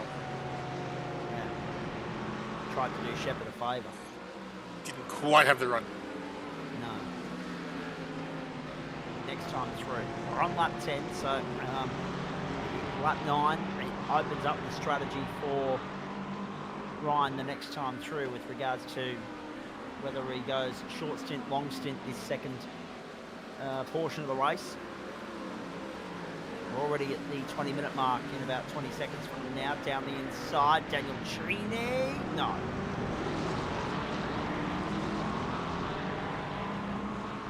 Lewis, Watson, Mitchum and Wakefield. A Ford night here in Wisconsin. First of 2 trips here for us this week. We've not got any other double-ups. We had a double-up only last week, of course. So now, we'll wait and see what the double-up of Road America is in the schedule. Because the Porsche's coming here for 40 minutes. On Thursday night, we're excited about that. Hope you enjoy this 8:45 lights out there from the event before it was older. North Wilkesboro. I cannot stand short track racing in race cars. You don't get out of second gear. I don't feel. I feel sorry. I don't envy Daniel Yeaman and Liam Banks on Wednesday night. But then, of course, they've got the supercars from Mazzano to follow that Friday night, we've got an open wheel double header again. Zolder, of course, the Super Formula heading to Motorland, Aragon. So Spain getting another one on a Friday night after Navarra for the Fords last. That's Marcus Watson up to second, having got by Richard Mitchum. But the problem is Harrison Lewis is 4 seconds up the road. He is in cruise control at the moment. This Lewis, the championship defence is back on track, especially in the absence of Sean Campbell.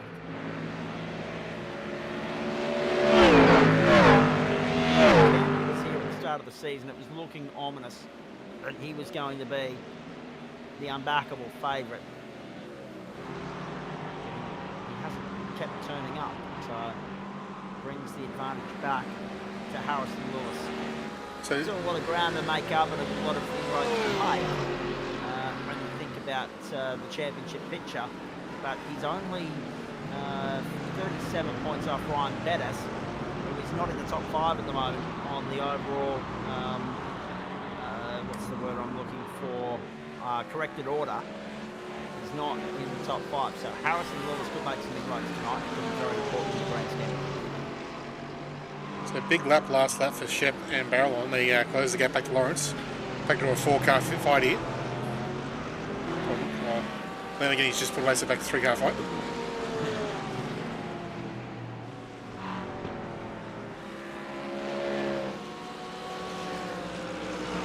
Lap 11. Hope you're enjoying it at home. 2.5 minutes in. We go back to the totem pole. Number of drivers, cars, plus how many positions they've gained so far, plus the from them to the next car, and then to the lead.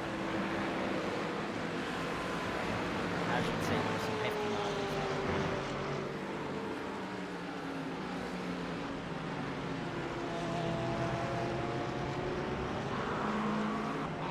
That's the fastest lap of the race, 2:03.319. Here comes Alex Barrel on the pit lane.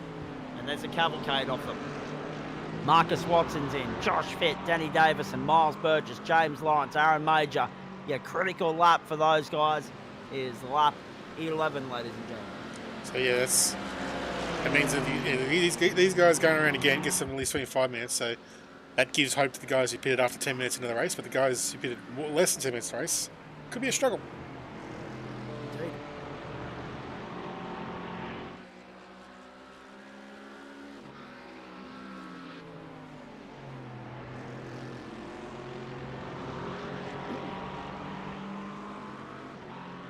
Finally got what I was chasing today as well, Adam Lavis, I must say. I've had a very busy day here in Cessna, since getting back from Orange late last night. Watched MotoGP upon arrival home, and then had a few hours sleep. My little niece headed off for school camp, and I've never seen a 9-year-old so excited to be awake at 5 o'clock on any given morning, let alone a Monday when you've got to go to school and be there at 6 a.m. So they've gone off on a school excursion, and that's exciting. But then had a few more hours sleep, and then we've run errands, gone shopping, etc., etc. I mean, complaining about the state of the car battery and the fact that it's starting to be showing signs of wear and being on the way out. Months. Finally had the battery tested today. It's a super cheap auto here in Cessna. Fears, new battery, and hopefully 3 good years of travel ahead. That now sorted out. Just got to get a couple of other things sorted out first. Being a top flight vehicle. It's had a couple of bits of issue in the last few months, but finally getting things back on track there. And still a couple of big trips to come this year, so edging closer to about 200,000 kilometres. Little bit of motor car though. I cannot wait for Hyundai to have more of a prominence, Adam Lavis, on iRacing platform. Lewis, Mitchell, Wakefield, Wood, Jones, Shepherd, Parker, Burke, Riddell, all on pit road at the end of lap number 12. Harry Lawrence is the only one that's continued on there. So Lawrence is going 13, but this is going to cleanse the rest of the field. first time. There are 2 compulsory pit stops tonight.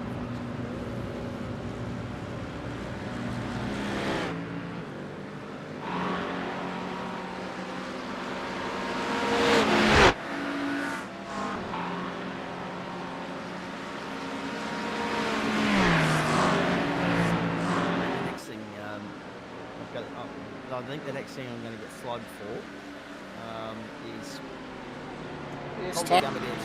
probably going to be a talking point in this race right here, right now. Have a look at this.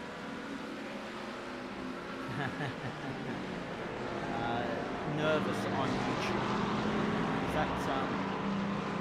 Is that Craig's new handle by any chance? No, I don't think it's Craig.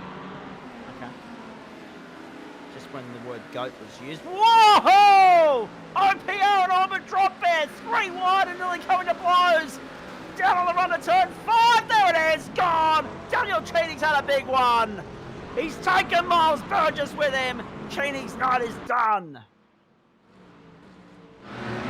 They were intertwined. They were conjoined like twins. And unfortunately, another one bites the dust. Watto's biggest fan though, well Craig would argue that he is, but that's not the problem. Hello Nervous, good to have you tuned in. We would be nervous too, but we're not Daniel Cheney or Miles Burgess. Harry Lawrence to pit lane. I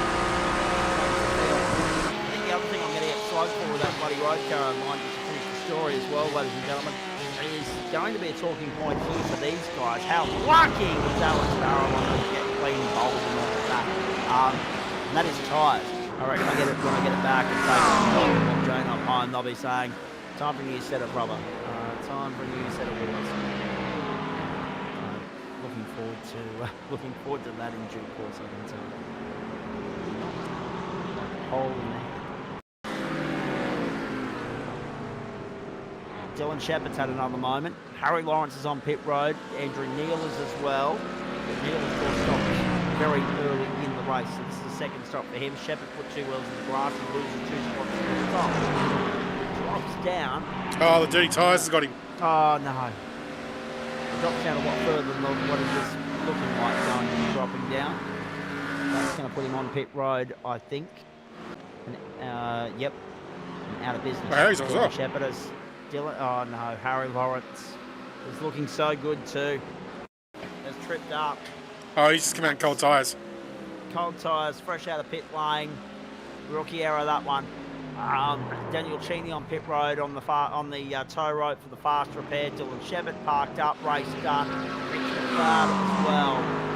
The attrition rate all of a sudden climbs in Elkhart Lake, Wisconsin. But yeah, once all of that's done, I must say, ladies and gentlemen, because I always love running errands while I'm down here in Cessnock, but the problem is the expense of it and the wear and tear on me, the human being. So I feel a little bit underdone and a little bit worn out and tired tonight. And then I've got the 8-hour drive home tomorrow. But after all that's ticked, the boxes are ticked in. It's 14 years old. It is a talking point we haven't really touched on this season though. Is the with not necessarily tyre wear. It's with the new tyre model, the tyre warm-up phase takes about 2 to 3 laps to really get the tyres up, and straight out of the pits they are very touchy, as we've just seen. So the old strat for the last few seasons has always been take 2 or 3 tyres just to give yourself that freshness for the next stint, but that's going to really hamper you for the first couple laps out of the pits. Go the AWR boys, the guys from Collard. Australia-wide racing guys. TMA, yep. And that's Shane Clancy, of course, running 5th place at the moment, and James Lawrence down in 14th, and Aaron Major 15th. Yeah, having a good run so far. So yeah, just the 2 retirements. Cheney's got back out there, but he's a lap down as a result of the incident. I dare say he's going to make it as well. I don't think he gets home without another transit of the lane. There's still 30 minutes to go. We're on lap 15. Whether we get 28 or 29 laps, that's the only uncertainty for mine at the moment. Because, again, pit lane transit, etc., etc. But trying to do the mathematics of it on the fly, not boded well for me tonight.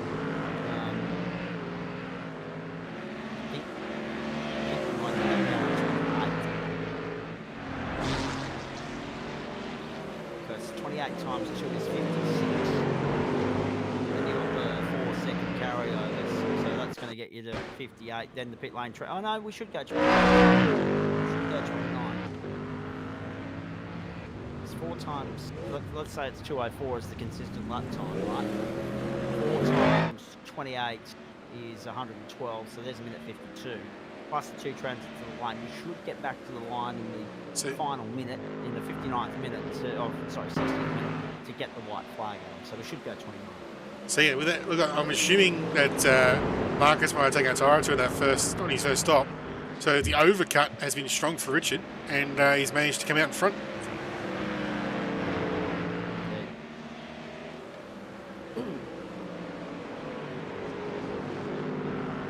Bondi's already lined me up for a chat post-race as well, with a couple of different talking points, including his weekend in Griffith. He was karting in Griffith. I was commentating karting in Orange. A couple of different things going on in New South Wales over the course of the weekend, but they were the 2 big events, of course. Mitchell's gone here. We've got Richard Mitchell in 3rd place. It did seem like Richard didn't follow too hard. He might be thinking fuel strat here. Could well be. Watson's gone through. Problem for these two, right, is that Harrison Lillis, even though on a slightly different fuel strat to these guys, has already bolted. He's only saved 11.5 seconds. Yes, he's got about 4 seconds extra to serve on his pits next time through. But even then, that's 7.5 seconds up his sleeve. He is flying.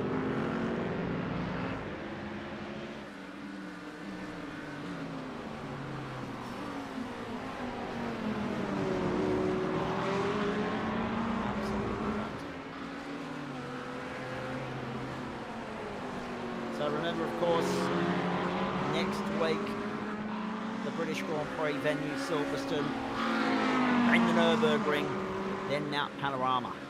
So 3 different parts of the world to bring the curtain down on the season, and 3 different race formats as well. This is our last trip to America, of course. Last time we were in America for GSRC GT3.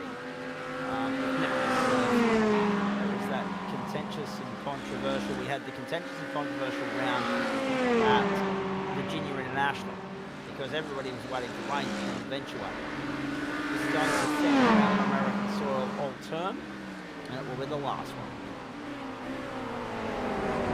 I think we also had Japan, Belgium, Italy, France, and one now Australia just last week. Very good mix of different countries and venues.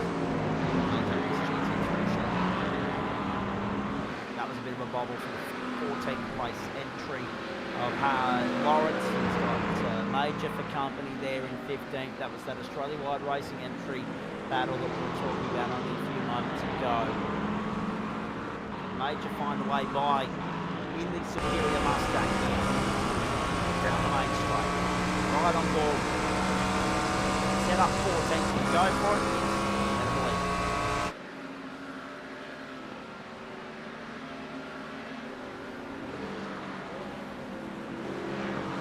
And consolidates it nicely on the inside.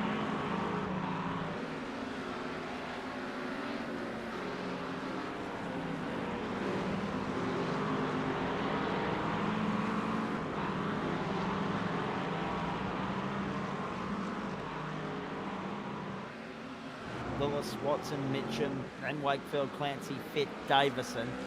Ryan Jones still sitting 8th and up 11 spots. Only bigger mover in the field so far is Aaron Major. And if he qualified, he's eligible for that. Oh, Danny Davison. Gained! Well, hey, Danny Davison puts one on Josh Fitt. Down the inside, the Sheriff is 6th. It's still a Mustang 1, 2, 3, 4, and Nick Wood in 10th. 5 different manufacturers in between them, though. Merc, Corvette, Chev, McLaren, Rambo, and Porsche. Times getting thrown down. Johnny Simpson, 2:03.3, the fastest so far. 2:03.7 for Harrison Lewis last night. Everybody else in the 2:04s, mate. And good to have you tuning in, of course. Right there. And some at SimSport as well. We're disappointed not to have you in the booth to have a chat after the Mazdas, John. I probably understand exactly why you didn't want to grace us with your presence. It wasn't a night to remember, unfortunately. Johnny Simpson, if you're just tuning in, ladies and gentlemen. There's Shane Clancy for Australia-wide racing. His second stop. This should now be his final stop of the race.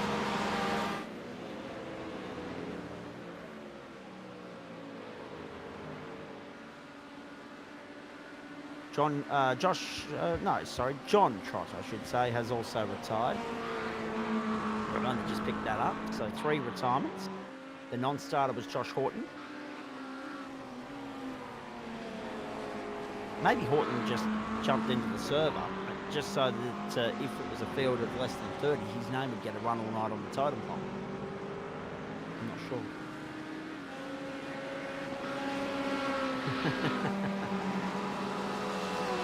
Thank you for your insights, John. We appreciate that.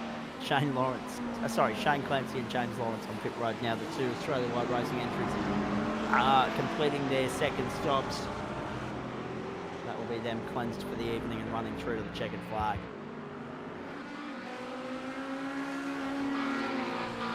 Just joining us, you missed some cracking racing. Harry Lawrence, of course. Mitch McLeod, the 2 race winners. McLeod got round on us. We've got 2 drivers that have notched up 2 wins so far this season, they being Lawrence and Chapman. We've got 9 different winners through 11 races so far in the Mazdas. It's been scintillating stuff. Lap 18. 22 minutes to go. We love coming to Road America, but this is a little bit of a processional phase of the race now. Usually it does ramp up towards the end of it. Too far spread out at this point in time. With the exception of that battle for second, it's Marcus Watson and Richard Mitchell. It'll be interesting to see, because it's the guys taking their liberties with how much fuel they put in the first stop. After the second stop, we'll see hopefully a few of them come back together. And we did see it. I think it was interesting because there was a big group that came together after the stops. As we see, Larry Lawrence Lawrence has got a black flag, and he's just out. Oh, he's in the pit lane, so yeah, he's on the pit lane speeding. Unlucky. Happens to the best of them, Harry. James Lawrence. I'm sorry, James, my apologies. Oh, actually, no, that's right. There is 2 of them out there. It might actually be instant points because it might actually be instant points. Isn't it? Let's have a look up the hill and left-hander. Yep, crunch. Might be damaged too. No, it'd be a meatball if it was damage. First, I think he's triggered the instant point limit there.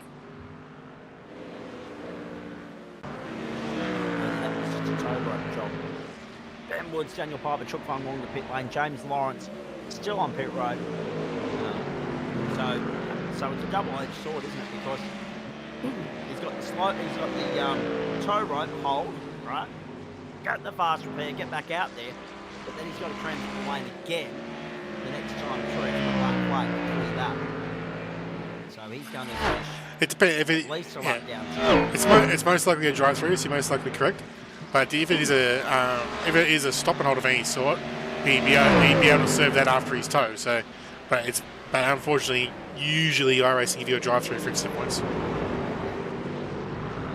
It's a fair old hefty invoice, especially on a track like Road America where the pit lane is so long. At least it isn't the double pit lane at Spa, I guess.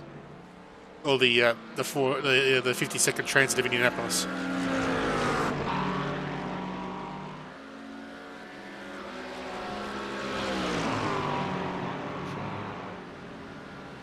Lawrence still on pit road. He'll make his way back out. I'm not sure. Ryan Jones, sorry. Pit lane now. Oh, big move down the inside. They got away with it. They're still there side by side. Parker on the inside in 15th. He's got Dave Riddell around his outside. And that's Riddell, not Riddell. Remember that, we've got 2 of them. Well, I think the only thing that's I'm pretty sure Riddell has split off from the ASS guys to make things easier. So he was on Porsche Cups. He's in the green, the greeny, yellow grello type team colours now. Means nothing to me. I see the names there and I still trip up. Don't worry about that. Well, it's a little bit easier when we compared to before when they were both the same car. Yeah, true. I'll give them that. I hope you're enjoying it at home. We're inside the final third of race seasons here now. Elkhart Lake. Andrew Neal back to 19. Chases Benny Woods. Ben has completed his pit strategy. Andrew probably has not. No, he has actually. No, he's done 2 stops, but I don't think he can get 16 laps out of it. Oh, he's done the early. He stopped on lap 1. Yeah. Got caught up in that contra top on lap 1. I was wondering how he just popped out out of nowhere in the middle phase there.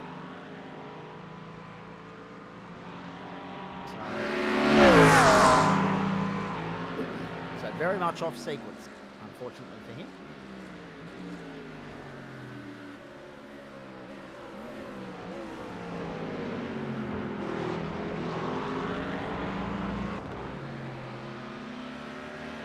$18 minutes to go. We've already established that it's going to be 9 laps plus a little bit of overtime. Harrison Lewis has just started lap 21. Watson is 14 seconds down the road. The battle between Watson and Mitchum is going to be fascinating in the final stages. Will Mitchum find a way past M. Watson? Will he use strategy to his advantage there? Or is Watson doing enough to meet Mitchum on the fuel numbers with the pace of 2:04.171 last time through?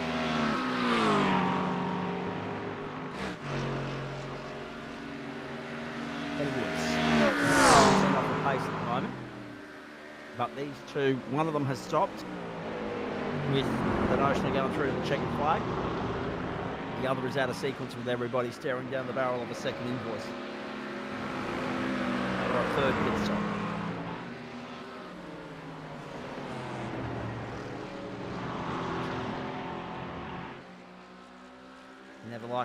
You never like being off sequence on a night like this because every second hurts, especially when it's an extra transit of the lane because of an early incident. And unfortunately, because of the cleanliness of the racing, race control's not needed to throw a safety car for a really long time in GT3. Therefore, as a result, there's just no way back into it. If you end up off strategy early in the piece, Adam, that's it. Good luck to you.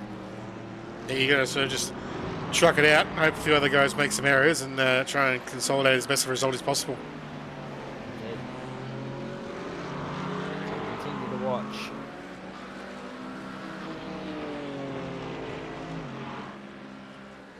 This battle for 13th, Reg Burke. Been caught by Parker and also Riddell.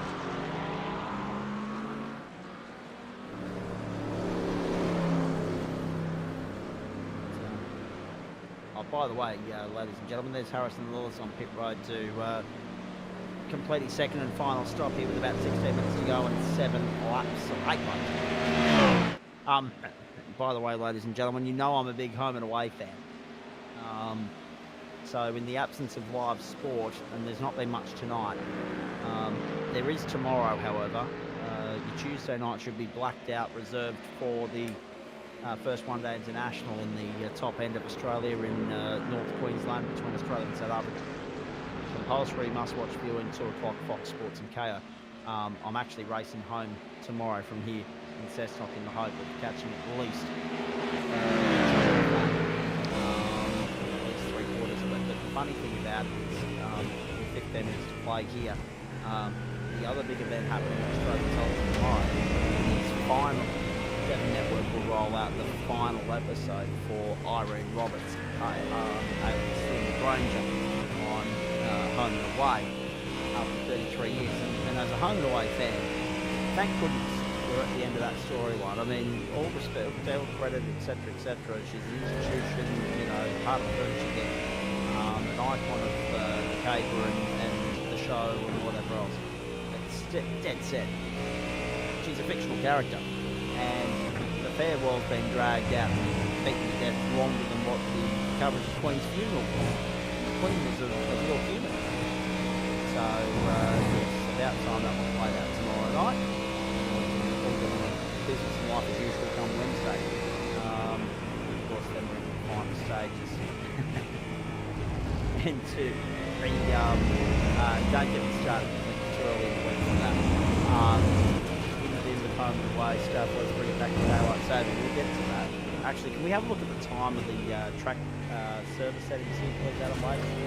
There it is. 4 o'clock in the afternoon toward daylight. Beautiful. Absolutely. There goes Marcus Swartz in the pit road. Mitchum's going the extra lap. Finally, a talking point here. We're then padding like buggery because they've just been going through that processional phase of the race. Now we've got something to focus on and be excited about. You got both Mitchum and Wakefield separated by 3.5 seconds going around for the extra lap. But yeah, no, some fascinating sport coming up on the back of what was a great weekend over the weekend just gone. Finally, one-day international cricket is back. I love the 50 over format of the game. Grew up on it. There's not enough of it on Australian turf these days. Finally, we've got 3 one-days in South Africa to look forward to starting tomorrow. So, yeah, the juggling act with all the other usual programming and commitments this time of year, but we are excited. So now, Marcus Watson, Denny Davis and Josh Fitt, Aaron Major, all to pit road. Watson stopped 12.55. So the overcut worked for Richard Mitchell last time. Let's see if he can get 2 for 2. Alex Barrelon also on a slightly different strategy.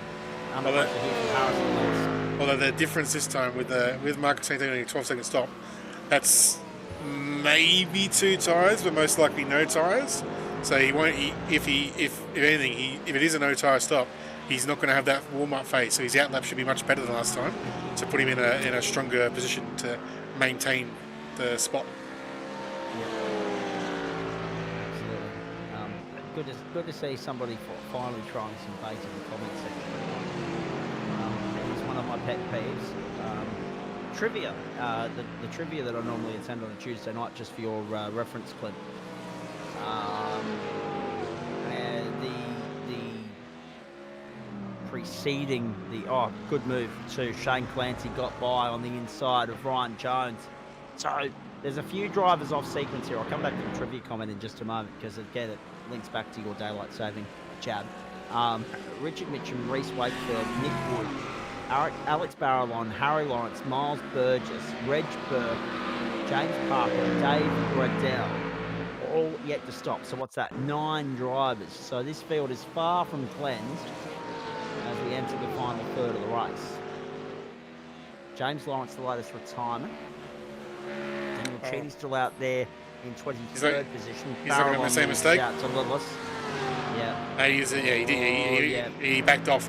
Didn't make the same mistake as Dylan did going in there full throttle with the dirty tyres. Barrelon comes to pit lane. So does Miles Burgess. Everybody else plays on. So Lawrence, Wood, Wakefield and Mitchum are going along in this second stint. Wayne Hewitt bites the concrete. Bites the dust, bites the grass. And Miles Burgess to pit lane with Alex Barrelon, as I've just said. Reg Burke goes through. James Parker all over him like a cheap suit. So too Dave Riddell. Oh, jeez. Bare inches and millimetres there at turn 1 between Burke, Parker and contact. Just for Clint's reference and for anybody else around Australia that has any degree of interest whatsoever, there was a new trivia host. There was a changeover. The bloke that had been hosting trivia for us at Club Park, Hugh Goodman, had hung up the microphone. He now comes as a contestant. Carved it. But the funny thing about it, as Reg Burke goes down the inside, loses out around the outside. That's a big move if he can pull it off. No, couldn't do it. Could James Parker, but he'll open up the door potentially to Dave Riddell here down the inside. No, Riddell wasn't good enough to get the job done and capitalise on the opportunity presented to him. Through they go. Interesting stage of the race. All these 3 men yet to stop. You've got a BMW up against a Merc, up against a McLaren. 9:45 left on the clock. Still so much to play out here, except at the front end of town where Harrison Lillis has complete control of this car race. So the first night where the new trivia host was meant to come in, Clint, as the 2 leaders make their way to pit lane now, Richard Mitchum, Reece Wakefield, he didn't show up. So the managing director director, the operator of the whole, you know, trivia network or enterprise, who employs these people to go out and do the trivia hosting at the various different venues. He had to come and do it in place of the new bloke that did a Harold Holt.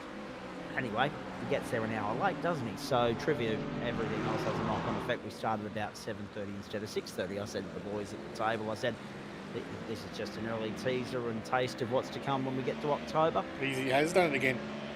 Yep, and they looked at me and they were like, there's Marcus Watson, brilliantly done. So Richard Mitchum has got the overcut by 4 seconds. And it was a 9.58 seconds time. It's extraordinary. That is a very And short Betty Woods is off the road as well. That's very short from Mitchum, but Betty Woods is off the road. There's only 5 laps to go. When Harrison Lewis gets back to the line, there will be 4 laps to go. Betty Woods off the road at turn 13. And the running joke is, by the way, to finish that off. Oh, geez, that's, yeah, wow. Give up the wall. Ah. No. Goodbye, rear wing. So Ben Woods, unfortunately, on the tow road in pit lane and potentially going into retirement again. Oh, too much curve. Ryan Jones, a bit greedy with a curve at turn 13. That's Stop a points. huge tank sliper. That's a big moment. But it's an impressive recovery. He loses a couple of spots. Obviously, does Jonesy.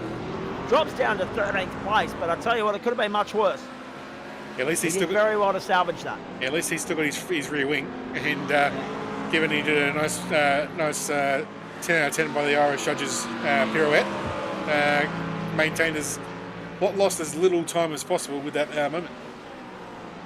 That was like just the only mistake you've seen from Ryan all night, and just got a little too greedy with the curb. And have a look at it again here, ladies and gentlemen. Watch this. He's going to launch on that curb. Bang. And the landing back on the ground to the left side of the car has unsettled him, but kept it very close to the edge of the racetrack, as far off the wall as he could. And when the spin stopped and finished, he was pointing back in the right direction. So that was nice. That was lucky for him. Harry Lawrence to pit lane to cleanse this field. Harrison Lewis leads 11.8 seconds to Richard Mitchum, and Marcus Watson now a very lonely third. Mustang 1, 2, 3, Reese Wakefield 4th, Denny Davison, Josh Fitt, Ryan Bettis 5, 6, 7. Nick Wood has come through to 8th, ahead of Harry Lawrence and Shane Clancy. Alex Barrelon now showing 11th. And Barrelon get by Lawrence as Lawrence comes back onto the racetrack. 3 seconds to the advantage. No, Lawrence has covered off Alex Barrelon. Lawrence to 10th. The spin for Ryan Jones has cost him a top 10 berth. It's 3 seconds. It's now going to cost him out of 12th as well, because Aaron Majors bowled it down the inside at turn 3 and gone into position number 12. So there you go. A case of what might have been for Jonesy. At one point there we had a Lambo in the top 10. We don't now. We still have 5 different manufacturers in the top 10. 5 Fords, 2 Mercs, a Porsche, a McLaren, and a Chevy. 5:29 to go. Harrison Lewis will see 3 laps to go this time by the line. Yeah, so to finish the point, getting back to Clint's wind me up. Yeah, the boys just looked at me and shook their head. They were like, anything to get a daylight saving jab in, absolutely, 100%. Everything starts an hour late once we get to October. So really, 6:30 is 7:30, and everything has a knock-on effect from there. And it's very hard to catch up and get back in front when you start every day now behind. So I look forward to it like a whole head to October.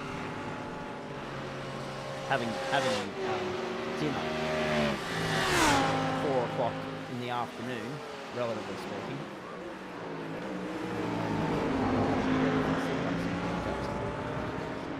Which is, of course, still in time to do something in Victoria.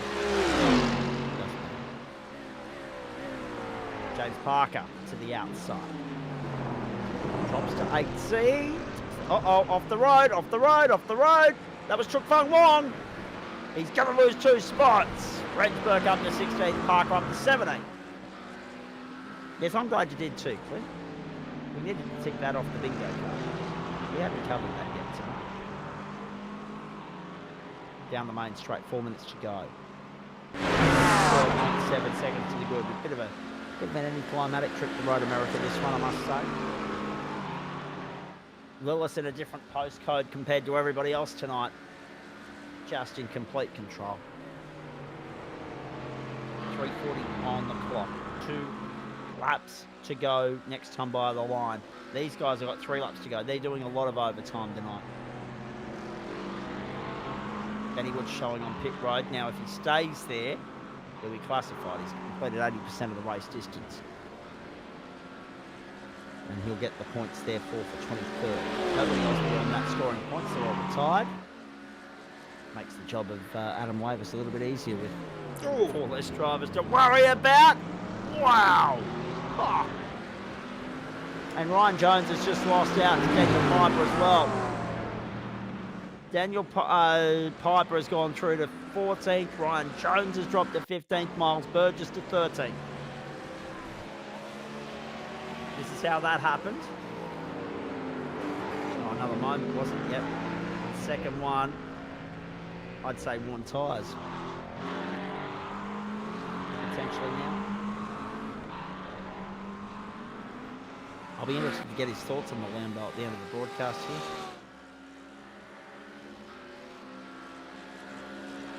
Reg 17 chasing James Parker. Chuk Fung Wong still within striking distance as well. 2 to go for Harrison. Yes. That old time lapse, just to remind everybody at home, is 112 years plus 1 hour. It's the first Sunday of October. This is why I book so many things in New South Wales work-wise each year, so I can escape to what I like to refer to as progressive civilisation. Jones in the lane now. Yes. Oh, here's a black flag. Unfortunately for Jonesy, yeah. Gets the points for Jonesy, black flag, and that will be a case of driving through the pit lane,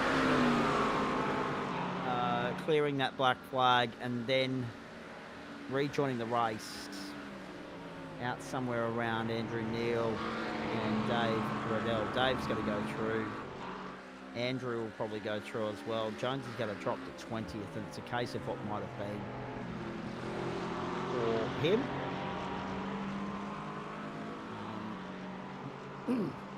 It's also why I still spend Christmas in this part of the world, known as New South Wales as well. Just to finish off the point for Clint there. You're welcome, mate. I needed some padding to do, because this has been a little bit of a processional race by Road America standard, so I appreciate it coming to the table. A minute to go, white flag in the air this time by for Harrison Lillis. He's coming up onto the main straight now. Harrison Lillis has dominated this, controlled it from first until last. Gained 1 spot early on. The loser in all of that was Reece Brakefield. Dropped 3 spots and never really recovered. He's been a very lonely 4th in all of this. Lillis is 1 lap from home. He's got the fastest lap of the race in the books. He's picking up where his orbit dropped there. Motorsport teammate Matt Dench left off. This will be 2 on the trot for Harrison Lillis if he can come through to win the championship in 3 weeks' time. I'm interested to see what the points matrix looks like for the state of play in this championship once this race is done and Adam Davis has crunched the numbers, because Ryan Bettis hasn't had the best night. I mean, he's still going to finish 7th, but it's a big chunk of points that he drops to Harrison Lillis. Lewis's advantage is, or disadvantage deficit, I should say, is 37. So he's going to pass Richard Mitchell whatever happens tonight. Sam Sutton wasn't on the grid. Sean Campbell wasn't on the grid. Miles Burgess got cleaned up in an earlier incident. It's going to look very, very interesting. And of course, when you look at that, Lillis, of course, last week won the round, was 2nd in round 4, wasn't on the grid for round 5, so one of those points drops is a 0. Everything beyond that's a little bit disappointing for him, actually, because he drove the Ferrari in week 1. In week 2, and then week 3, and then swapped to the forward. So he's only taken half points on the equations as well. So 3 half-point rounds, a DNF, or a DNR, I should say. Finally got a round win last week, and is now back very much on track in Waste Options GT3 Pro. And he's heading towards the last corner to sweep up the hill to take the checkered flag after 61 and a quarter minutes of racing. Harrison Lillis, Orbit Drop Bear Motorsport, Ford Mustang on top in Elkhart Lake, Wisconsin. Lillis gets the job done, and comfortably so, commandingly so, at Road America. Second to Richard Mitchum, third to Marcus Watson, and fourth will go to Reese Wakefield.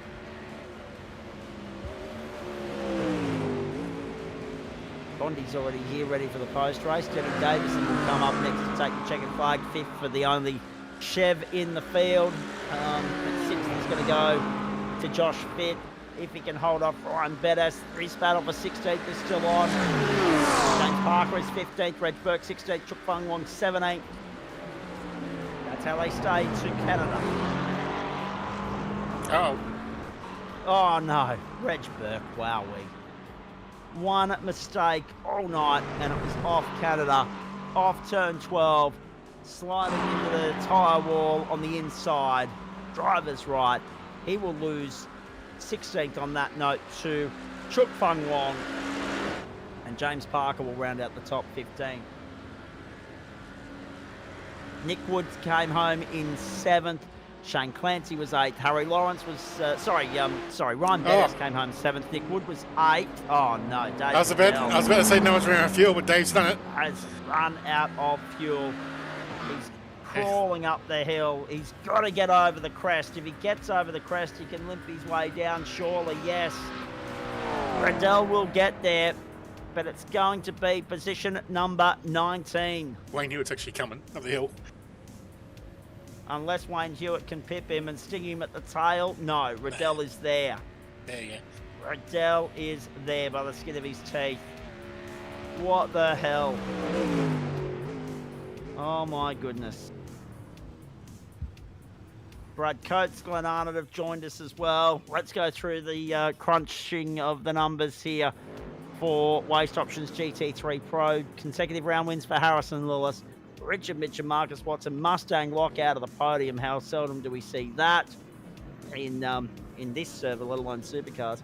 Reese Wakefield 4th, Danny Davis and Josh Fitt, Ryan Badass, Nick Wood, then Shane Clancy and Harry Lawrence. We finally got to finish reading out the top 10. 5 Mustangs for Ford, 2 Mercedes, a Porsche, a McLaren, a Chev Corvette, the top 10. Alex Barrelon in 11th will be a little bit disappointed with that. Aaron Major up 14 spots now. If he qualified, he gets to see most positions gained for the night. If not, it's Chuk Fung Wong with +9 in 16. Aaron Major was up 14. Miles Burgess and Daniel Piper up 4 apiece. James Parker up 7. Chuk Fung Wong was 16th, up 9. And then Reg Burke, Andrew Neal, Dave Riddell, Wayne Hewitt, the top 20. Daniel Cheney finishes 21st. Ryan Jones parked up in pit lane, as did Benny Woods. They'll still be classified, but it'll be 22nd and 23rd. And forget about the rest. Ben Woods was 23rd. James Lawrence, John Trott, Dylan Shepherd, and Mitch McLeod, all retirements.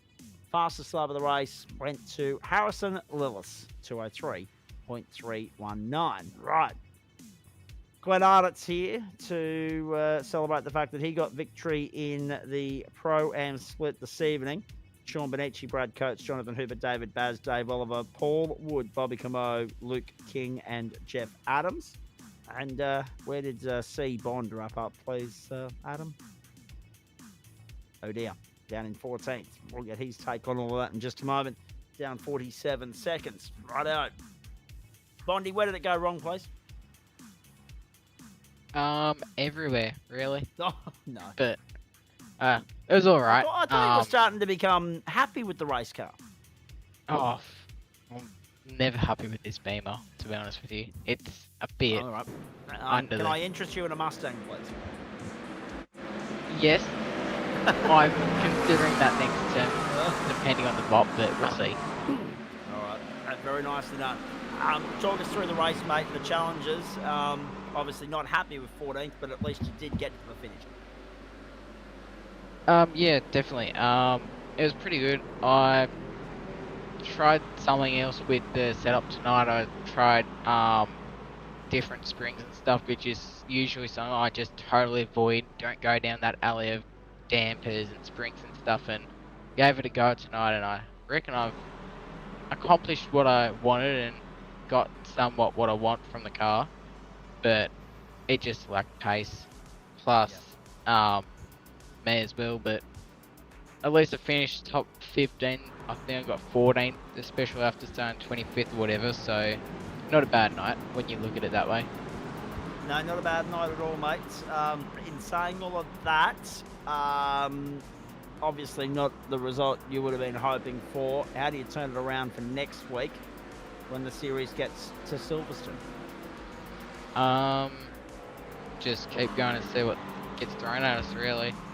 I'm not going to approach it any different, just do what I've been doing lately, and because Beamers can be good at some tracks, but it's always a good all-round car, so it's not like I'm going to be up front 1 week and then all the way down the back. I'll usually be around that mid-pack, but yeah, it should be fine.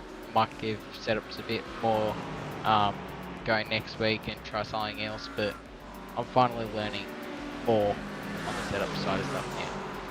Yep, and we've got to get to your karting in just a moment, but here's a scary thought for you, right? There's only 3 weeks left in this campaign, then there's a 2-week break.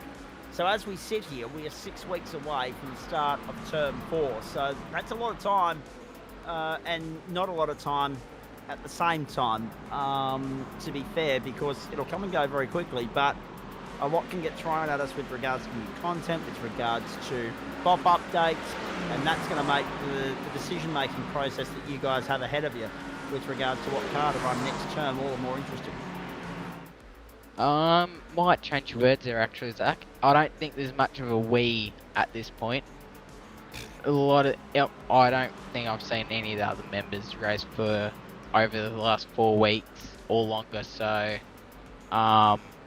yeah, they're not really any more here, honestly. It's Craig Bond Racing, essentially, is what you're selling me at the moment. Yeah, and to be honest with you, I wouldn't be surprised if I swap over to privateer driver again towards the end of this season, next season. So we'll see what happens in that space. So. Well, yeah, watch this space, and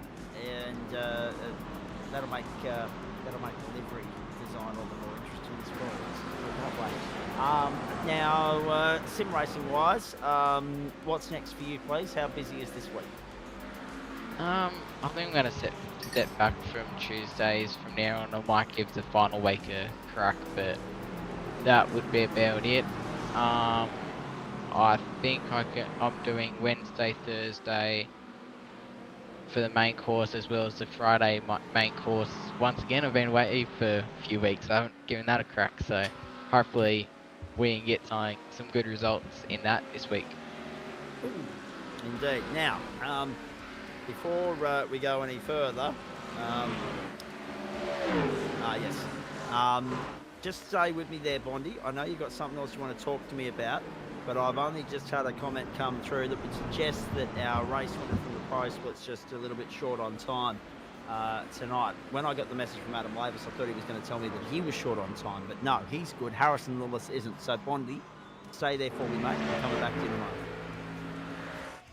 because we've got to talk to you about your karting exploits from Griffith over the weekend. It's hard to believe that he's got that he's pressed for time, ladies and gentlemen, when he's actually got an extra half hour left in the evening than us on the East Coast. But hello, Harrison Lewis, and well done as well, because that was clinical, mate. It's as though you're back to your brilliant best, back to your championship-winning ways, back-to-back round wins, and well worth trading in the Ferrari early in the season. Absolutely, yeah. First of all, sorry to butt in here. I know there's a lot of really cool stuff to talk about, and probably don't want to hear my voice for too long anyway. But yeah, it was a mega night. Obviously, the car's in a really good spot, and I probably no other tracks on the service I love it more than this place. I know it's really simple and cops a bit of flack for just being a slipstream fest, but I really do love it. And when the car's in the window, I had a great time tonight. So yeah, absolutely stoked to get 3 in a row. Oh, don't worry, mate. We don't have much time either because at the end of the day, I've got an early start tomorrow morning for the 8-hour drive back to Ipswich, so I know what it's all about. Ouch. Yeah, I know. The joys of taking interstate work and not having a personal assistant to show for me. Or at least, share the duties. But anyway, that says more about me than needs to be said at this time of the night. Let's talk about the race there, because that thing was hooked up on rails. It was clear that the Mustangs were dominant, mate, but you particularly more than most. What was the secret? Because, Reece Wakefield's not a slouch. Marcus Watson's not a slouch. Richard Mitchum's not a slouch. And yet you won by 18 seconds.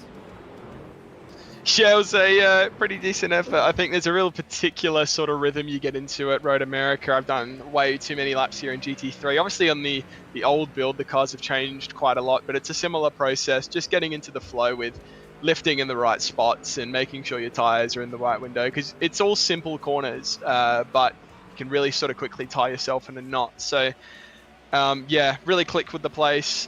Sensational sort of flow with the car as well. Honestly, like, the Mustang is just in such a good spot at the moment with all its rotation, and the Ferrari was great. I really loved how it felt early on in the build, but it's just night and day how much better the Mustang is at the moment. It's incredible. Indeed it is. Now, with regards to this series, I'm looking at the points here, mate, and I know Adam Lavis is going to bring us some updated points very shortly, which you'll be casting your eye over and no doubt be intrigued with. When you look at where this situation is, though, before the drop rounds come into the equation, Sean Campbell was only a few points up the road. I think he was 258 coming into tonight. You were, of course, down on 204. You had Richard Mitchum for company. You've accounted for him. Ryan Bettis was probably the next one within your reach. You finished well ahead of him. Things are looking good for you to make a late surge here for the potential to go back to back. It wasn't looking so good a couple of weeks ago, but it's looking a lot more promising now, unless Sean Campbell, of course, turns back up again in the next couple of weeks, of course. But only 4 races to go. Double points at Mount Panorama, sprint racing at the Nürburgring. Things are looking good for H. Lillis and Albert Drop Bear now. Absolutely. I mean, there's a bunch of tracks there late in the season that are super competitive all the time, regardless of what car you turn up in. People have just got the laps there. So obviously, particularly Bathurst in GT3. So it'll be interesting to go there. How the cars operate since the change will be good. I haven't really driven Bathurst at all since the change, so that'll be good fun. And yeah, I mean, back-to-back championships will be fantastic. I really didn't think it'd be possible after taking the half points cut for the car change, but just having a really good time, and whatever comes with that will come with it. Indeed. Now, let's talk about 2 more things here quickly. I won't hold you up too long because I know you've got to shoot through. Strategy tonight, tyre wear, was it noticeable? Did you take fresh rubber at any point? It was definitely noticeable. I think I was a little bit in my own head with what to do at this start, because I think I remember early on in the season we got done over for not taking tyres in a 1-hour race.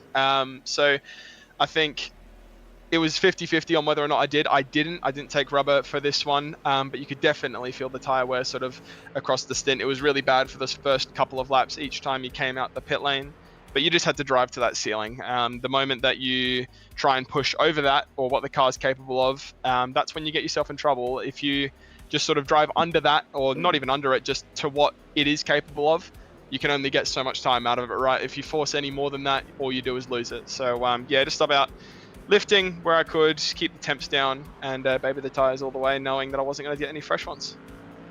Indeed. Now, Silverstone's the next stop.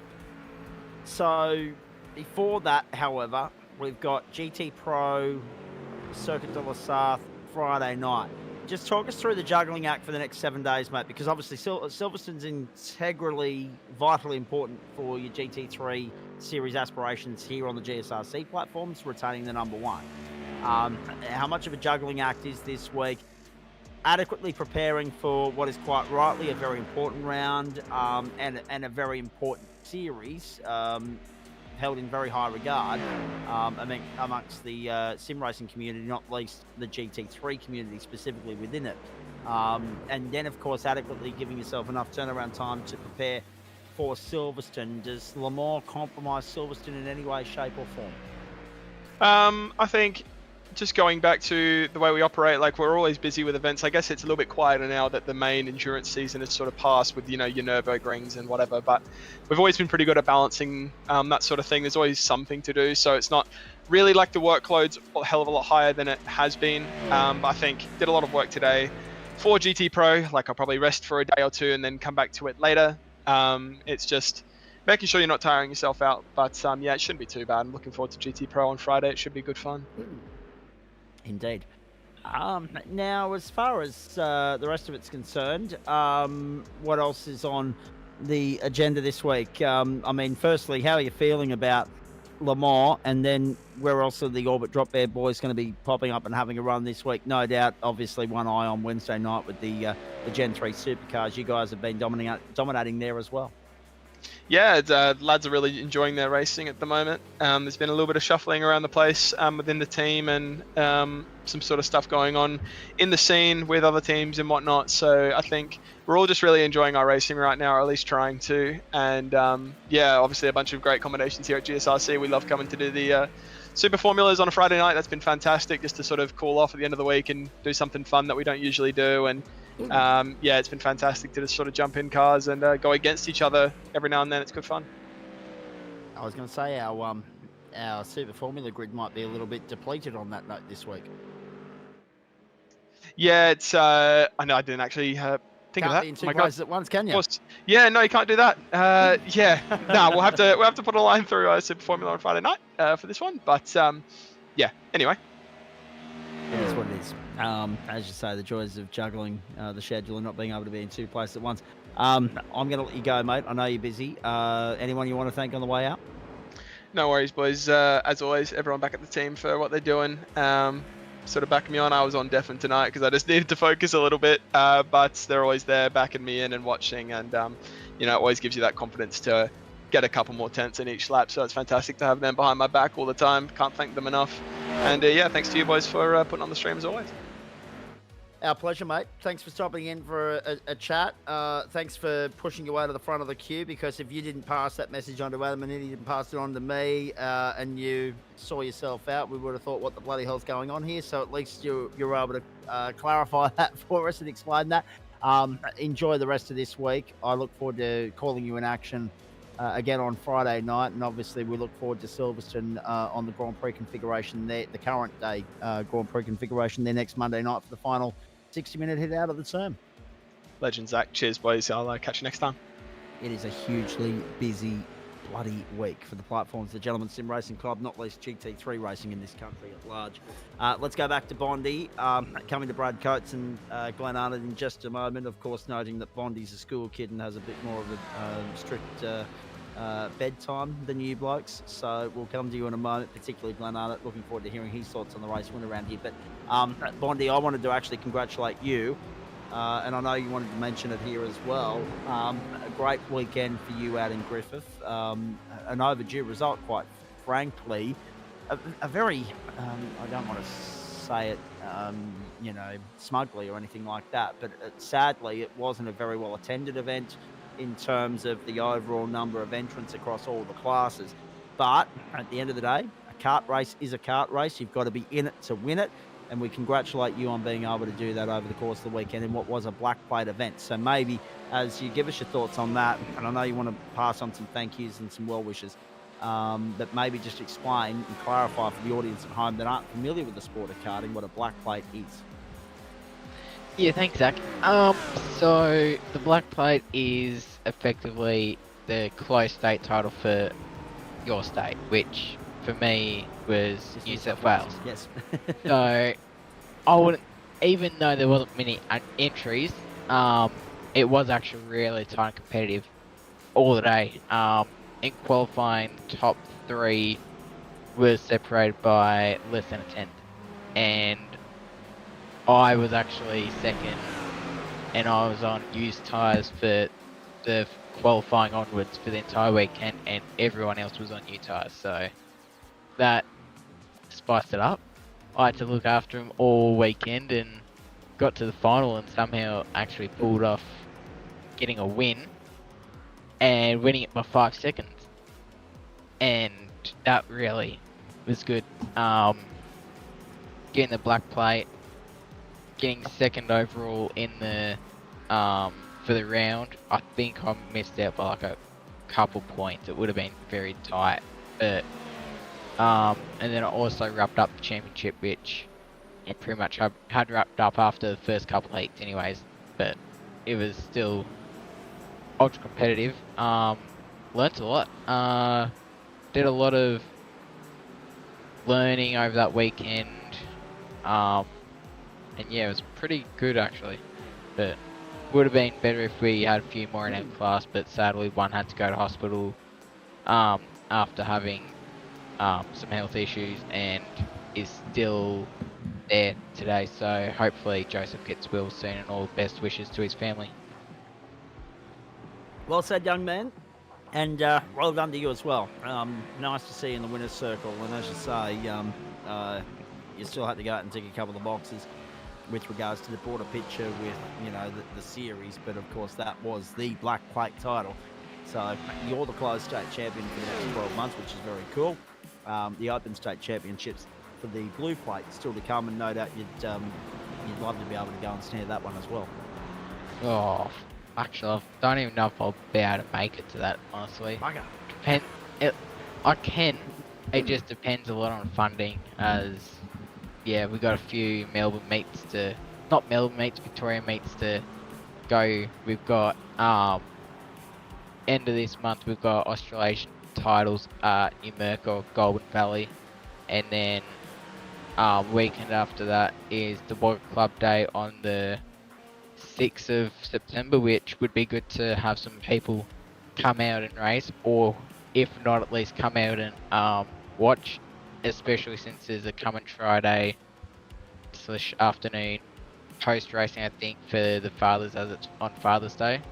And then following weekend I think I've got off, and then I might have something on, but at the end of September I know I've got the state titles if I've got funding to do that, and then weekend before that I've got the junior sprints at Puckapunyal. So it's a busy couple months, but a lot of it's going to depend on money if I actually get to these events, but yeah. Indeed, mate. But we know that that's not an isolated situation. There'd be a few others juggling the same, issues that you are at the moment, just trying to make it ends meet and trying to be able to scrape the funds required together in order to make it happen.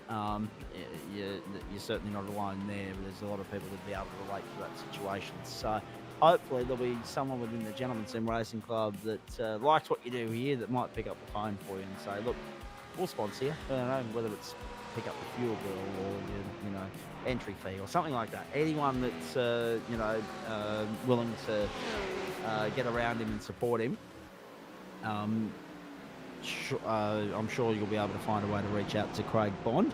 And of course, that's not just specifically in the Wagga Gundagai part of the world, but of course the joys of being a part of a sim racing league that is predominantly Australia wide, but also has a bit of international reach as well. You may be lucky, you might have someone slide into the DMs, mate, and say, how can we help? Gonna leave you go on that note. I know you got school tomorrow. Good luck, well done. Great result in Griffith. I obviously didn't get to see the action because we had a full-on weekend in Orange, and I know you enjoyed watching the action there yesterday too, mate. So I hope you had a nice final to commentate, actually. We had a magnificent weekend of racing out there, and thankfully some nice fine weather for the finals as well. And looking forward very much to going to Sydney Illawarra in 4 weeks' time for the next round of the Dunlop Kart Stars Series. You'll be able to watch some of the action there too, mate. Go well. We'll catch up with you Thursday night. Yeah, thanks, Zach, and actually, thank you for getting me involved in GSRC too, Zach. It's been a while since I've actually said it, if ever, but it's almost going to be a year soon. since Yeah, I you know. got me involved in I it. know. So Yeah, it is my fault, ladies and gentlemen. I can't deny that. He's just thrown me under the bus. It was me, but it was all because, funnily enough, where he was over the weekend, that's where we were introduced to one another because I was there as a commentator for an event last March, and then it's all kind of just snowballed from there. So Bondi took an interest in what I do from the commentary side of things, and then reached out and sought some feelers. How do I get involved, etc. So yes, unfortunately, I have to take responsibility for that one. But there are nights where that's a very good thing for me to be able to do, Bondi. Tonight, not necessarily one of those for you in 14th. Hopefully, a better result next week, mate. Go well. yeah, and thank you to all my karting sponsors and team supporters, Bogger Kart Club, Buco, Fast Jets for the team, and then all my other karting sponsors. Too many lists right now, and then thanks to my dad for everything he does on the kart, take him everywhere.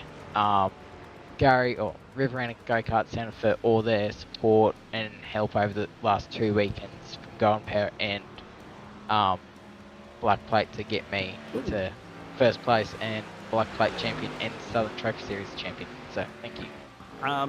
Now, Bondi did message me about all that earlier in the day and tee me up to mention that too, ladies and gentlemen. But yes, he did want to thank people for the help over the weekend. And I would have thought, considering that you were lining that up, that you would have already had that list there in front of you, ready, accessibly, to grab hold of and read out, Bondi. But at least you've been able to remember the bulk of it, so good work.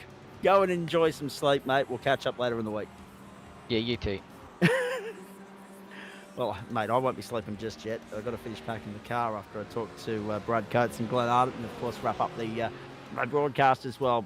Good on you, buddy. Thank you for that. From Craig Bond to the aforementioned Glenn Ardent, who won the Pro-Am Split tonight, and of course Brad Coates on the podium as well. Gentlemen, good evening to you. Thanks for stopping in and having a chat with us. Of course, Bondi being of a certain age and Harry pushing his way through the queue. I appreciate your patience here. Glenn, must be nice to notch up a win at Road America. Yeah, thanks, Zach. Talk us through the race, mate. Talk us through how it all played out, what you made of the return to 60-minute racing, of course, noting that last week was sprint racing at the Bend, mate, and obviously how it fell into your lap. If we've still got you, Glenn. Oh, it all. Well, I do have you. The light was on, but nobody was home there for a second, mate. I've got you now. Yeah, I think my push to talk isn't working properly. So yeah, it all started a couple of weeks ago, moving down to Pro. Yeah, we are having some problems with your push to talk, mate. We might see if we can't sort that one out and come back to you. I just noticed that it is pushing. Yep. I'll let you sort something out at your end if you can. And we'll go to Brad Coates in the meantime. We'll definitely come back to you. I wish I'd known about that issue before Bondi and Harry, mate. We would have been 15 minutes ahead of the train here. But no, let us know as soon as you get something sorted there. In the meantime, we'll go to Brad. As we said, Glenn was a little bit too good for the competition tonight, mate. But another impressive podium showing from you. Again, consistency's the key to championships, and you've been putting on some impressive performances the last few weeks. 60 minutes around Road America. It was a little bit processional at times in the Pro Split. How was it in Pro-Am? That's it, Zach. You got to show up and be in it to win it. Those longer formats are definitely my jam. Look, tonight was just all about consistent laps, saving it a bit of fuel here and there. Qualified 7th, got impeded by a blue BMW, but just managed to put out some laps and save a bit of fuel, and then, yeah, kind of save the tyres towards the end. Hang on. Clarify when you say blue BMW. That wouldn't happen to be the bloke that's just seen himself out the building here in the Blue Hungry Jack's BMW? I reckon it would have been a pole. Easily pole lap. Oh, no. Not to mind. Not to worry. How good is Gundy Guy Hungry Jacks? Now, let's straighten up. Let's have a chat about a few different things here, mate, because obviously qualifying doesn't completely define the narrative in GT3 racing. We've seen that so many times in the past, and Road America is one of those good circuits where you can use strategy to your advantage, and also it's a circuit that lends itself to good overtaking opportunities as well. So talk us through the race and how it played out for you, and what you did from a strategic standpoint. Did you take new tyres at any point? Absolutely. It's very rare that I'm the fastest man on track, but I just tucked myself in behind a couple of other speedy guys and let them pull me around. Kind of lift and coast and save me a bit of fuel. I actually forgot that I changed tyres in the first pit stop, and then proceeded to go out very hard and then subsequently run it off the track. Thankfully kept it out of the fence, but dropped a couple of spots there. But I think that decision paid off well, because changing the tyres early came back to me in the last half of the race. Last lap even, had a bit more grip than the guy ahead of me, so able to make up a few spots. Indeed. Now, let's also mention that we get to showcase another one of your Pro-Am races to our audience at home, I think in round 9 when we get to the Nürburgring, mate. I know Adam Lavis is busily crunching numbers in the Pro Split for us at the moment, but provisionally before we'll drop round to whatever else coming to the equation. You're very well placed here. Third tonight, obviously, Sean Benici second, our Alaskan mate, and Glenn getting the win. It's quite interesting, though, Brad, with regards to, and Glenn's another example with the Merc, you with the McLaren, the Mustang's incredibly dominant in GT3 Pro tonight, but the top 3 were the old experienced hands of Mercedes and McLaren. You're in a very comfortable place with that McLaren right now. Yeah, it's a good, easy car to drive. Not a lot of things generally catch you off guard, so you can really focus on the racecraft, and hitting the apex is hitting all your numbers. I'm glad you joined us for Nürburgring in round 9 as opposed to next week, because there won't be much to see next week. I think it's Silverstone, not very strong around there, but hoping to have a better run. Well, there also won't be much to see because it's going to be raining. That's it. Rain is definitely not my strong point. Well, I was going to say there might be some slip and slide going on there, and that might keep us on our toes in the central commentary position. But yeah, it's interesting when you talk about it like that. I'm more interested not so much in the weather aspect of it, what Silverstone offers up in terms of good door-to-door racing and good racecraft and entertainment for the audience tuning in at home. So different people look at different aspects when we go to certain racetracks. The rain, typical Great Britain, well scheduled by Adam Lavis for next week. But the Nürburgring, yeah, round 9, is that a bit more of a better circuit for you, Brad? Pretty comfortable. It's what, 1/10 of Nord's NEC Endurance Challenge, so kind of get some practice there inadvertently, but probably one of my stronger tracks. Indeed. Now, when we look at the schedule there for that evening for everybody that's tuning in at home, you will get the AM Split sprint race and the Pro-Am feature race. So you'll see Coatsy probably coming through as part of an invert in that situation in a couple of weeks' time. So what's the trick now? Because obviously the thing about the McLaren is obviously, yes, it's easy to drive, but it's nowhere near as prominent as in the Pro Split as that has been in the past couple of terms, nor is the Acura. I'm a little bit perplexed actually by the drop off in the Acura. But from your standpoint, the McLaren, did you entertain the idea of the Mustang, knowing that it's quickly become the flavour of the month in the Pro Split, or is that something that you look at after this term's wrapped up with the McLaren, mate, knowing full well that there is an invoice to pay for a mid-season car change? I should clarify that for the audience at home, but obviously, as I said to Bondi, we're 6 weeks, and also Harrison, we're 6 weeks out from the start of the new term. At what point do you start considering car selection and preparation for Term 4? Oh, there's no plans to move away from the McLaren. I think any flavour of the month comes and goes, but any, 1%ers that make a certain car faster or quickly eaten up when you're door-to-door racing someone. So if I can be in a car that I'm comfortable with and not have to think and worry about looping it or doing that stuff, I can really focus on enhancing my driving. Good. All right, mate, very nicely done. And on that same notion, mate, what's the trick, knowing that next week's wet? What's the trick to minimising the damage there and becoming more confident and comfortable in those conditions should they present? I mean, last time round we had the threat of rain at VIR. It didn't come to fruition. I reckon that'll change for next week, obviously. But what's the trick to getting through there as unscathed as possible with a view to still being in championship contention to potentially wrap up the title when we get to Mount Panorama? I think that's exactly it. Just on a track that I'm not comfortable with, just practice, and really damage the invitation, right? Stay out of risky battles, stay out of risky fights, try and keep on the track. Hope that, assume that everyone's going to have one off track and just make yours as short as possible and keep it out of the fence.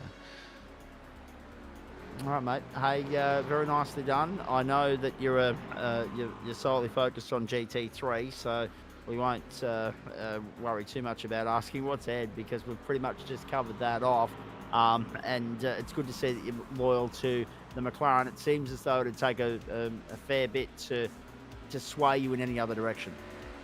Who knows? I'm waiting for the iRacing Death Notes to come out. Maybe we'll get a surprise Lexus or some refresh of a Porsche and might change things up. But at this point, yeah, looking like McLaren next season as well. You look at the scope of GT3 and what we had compared to what we have. We really missed the boat, didn't we, a few years ago when, Aston Martin and Bentley and Janetta were, featuring prominently there. And I think the other one was Nissan. We did miss the boat with not jumping on and getting some more manufacturer involvement there and then. And now it's probably too late to go back and redress it as well. But you're right. Who knows what's in the offing in the iRacing patch updates, because that new term, that new season for them, is creeping up very bloody quickly. Go and enjoy some sleep, mate. Well done again. Another podium finish on your way out. Anyone you want to thank? Just our regular sponsors, Sudspeed, Gibby, IR Sidekick, Bunny's Builds, Sure X4, always there, consistent like me, so we get on well. I like it. Consistency is so important with regards to notching up some championships and success. And hopefully we'll have some updated championship points for you very shortly, mate. And hopefully it'll make for good reading for you going into the final 3 rounds of the season. There's always invested interest in week 7, ladies and gentlemen. Increased interest here because those drop rounds come into the equation, the matrix, the system, the game changes. We get a real clear-cut picture of who the pretenders and contenders are, and Brad's going to be certainly a contender going into the final 3 weeks of the season. Good luck with persevering with Silverstone next week, mate. Look forward to seeing you on track at the Nürburgring in week 9. Thanks, boys. See ya. Take 2, Glenn Arnott. Have you come up with a solution for us? I hope so. I've just had to redo. I'm going to say that's a no, Zach, so I'll go. Quickly, no, I got 5 seconds there, so quickly, because we had a small glitch, but nowhere near as bad as what we had earlier, mate. So I'm hoping that we can just persevere with this long enough to say congratulations to you and get your general thoughts on it, because again, like I said to Brad, the McLaren's nowhere to be seen in the pro split at the moment. The Merc was there, but it fell by the wayside because Dylan Shepherd ended up in 2 incidents, and he was probably the real hot shot as far as the Merc's chances were concerned.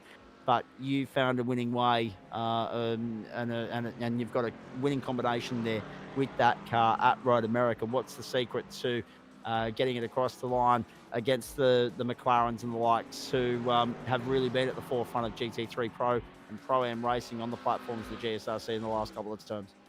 Just before you answer that, Glenn, I've temporarily given you the right, so you can go back to non-push talk. You should be able to chat.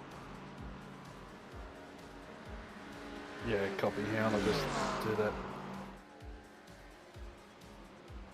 And thank you to Adam Lavers for some quick thinking on the fly there so that we can have a chat with Glenn Arnott, because really, to be fair, it'd be disappointing to not be able to finish a chat with a race winner.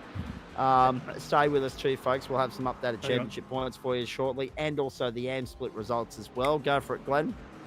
Well, okay, beautiful. So on the McLaren against the Merc, I mean, I used to drive the McLaren and found it really stable and all that sort of stuff. I just think the Merc has a bit more, Well, for me, corner exit. I've tried the Ford, and a lot of our other team drivers are in the Ford, as you guys know. Yep. I just can't get with it. Like if I put it down too early, it just loops and just other things as well. The brakes seem okay, but I just can't get used to it. It's like what the Beamer was, I don't know, probably 2 years ago. It just loves everything. It just loves the curbs, all that sort of thing. The Merc is just behind it a little bit. It must be a front engine thing, but it's just there a little bit. Doesn't love the curbs as much as the Ford. But I seem to get on with it, so a lot better than what I do with the Ford. So just chose the Merc and stuck with it. And yeah, and I mean, as Brad said, the McLaren is just an easy car to drive, and it's not that I didn't like it; it just felt numb for me. So I needed something else that had a bit of rear to it, and that's why I used to like the Beamer, and now I like the Merc as well. So yeah. And just before we had the first round of tech issues with you, and we've obviously been able to sort those, did I hear you say that you've recently been demoted to Pro-Am, and obviously, Yep. Obviously some would view that as a little bit of a setback, and there'd be maybe a degree of disappointment with that, but when it allows you to go back and reassess, recalibrate, mate, to be able to get to the top of the leaderboard, to be able to put a win on the board so early, that bodes well for potentially getting back in the Pro Split as early as next turn. Well, it's a yes/no answer. So the moving down from Pro is because obviously I couldn't practice as much, because I do a couple of race controls as well for the GSRC during the weekend. I do one on a Monday night. I do the MX5s. I just didn't get enough practice. Oh, you poor bloke. Oh, yeah, thanks. And the other one's the V's, so yeah, that's even worse. Yes, and yet they're my favourites, Glenn. Yeah. It's great for you, Yep. but it's not great for us in the race control. No, you'd have your work cut out for you some nights. I understand No, that. that's right.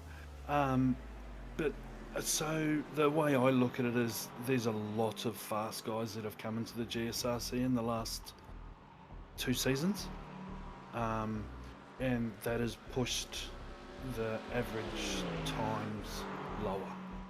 And before I was sort of mid-pack, now at the start of this season and into last season I was bottom of the pack.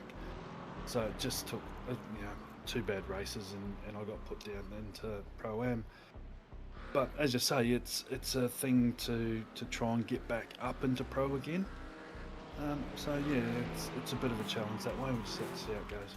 I think it's actually I don't like.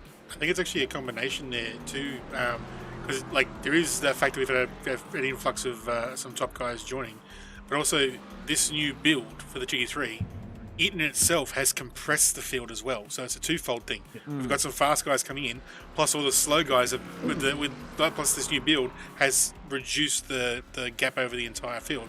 So it just makes it so that it's just that even a couple of tenths can be the difference between being a one split and the other now.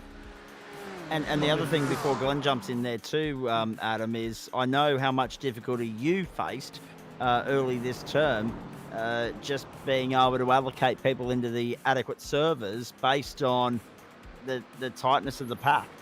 It's still tricky. Tonight's the last night I can move people too, so I go have a look and see who needs to go where before the end of the season. And yeah, it is just with how tight the margins are. There was a spot time, I think it was end of round 4 or 5. I basically worked out that the where the cutoff was last season for between Pro-Am and between Pro-Am and Am, right? That now covered 80% of the people in the field. So it was just that much tighter up. It says a lot about the competitiveness of the place now, Glenn, particularly in GT3. Yeah, correct. And it's right through. It's even in Pro-Am tonight, you look at it my fastest lap was a 5 flat just about, and the guy that did get the fastest, which was Sean, was a 4.8, and everyone's around that. you get to sixes when you get down to like position 25. So, there's 25 guys that are basically within a second of each other. Yeah, and that obviously places a bit more importance on qualifying and setup as well, mate, because you need that delicate balance, that right mix to be able to put the times on the board, to be able to secure a good grid position. Because even though overtaking opportunities around here are, they're fruitful, there's plenty of them, you don't want to make too much of a ride for your own back, because the potential of getting caught up in incidents, but also the more cars you got to pass, the more opportunity the guys that start at the pointy end where you've ended up tonight, the more chance they've got to skip away and give themselves a buffer to play with.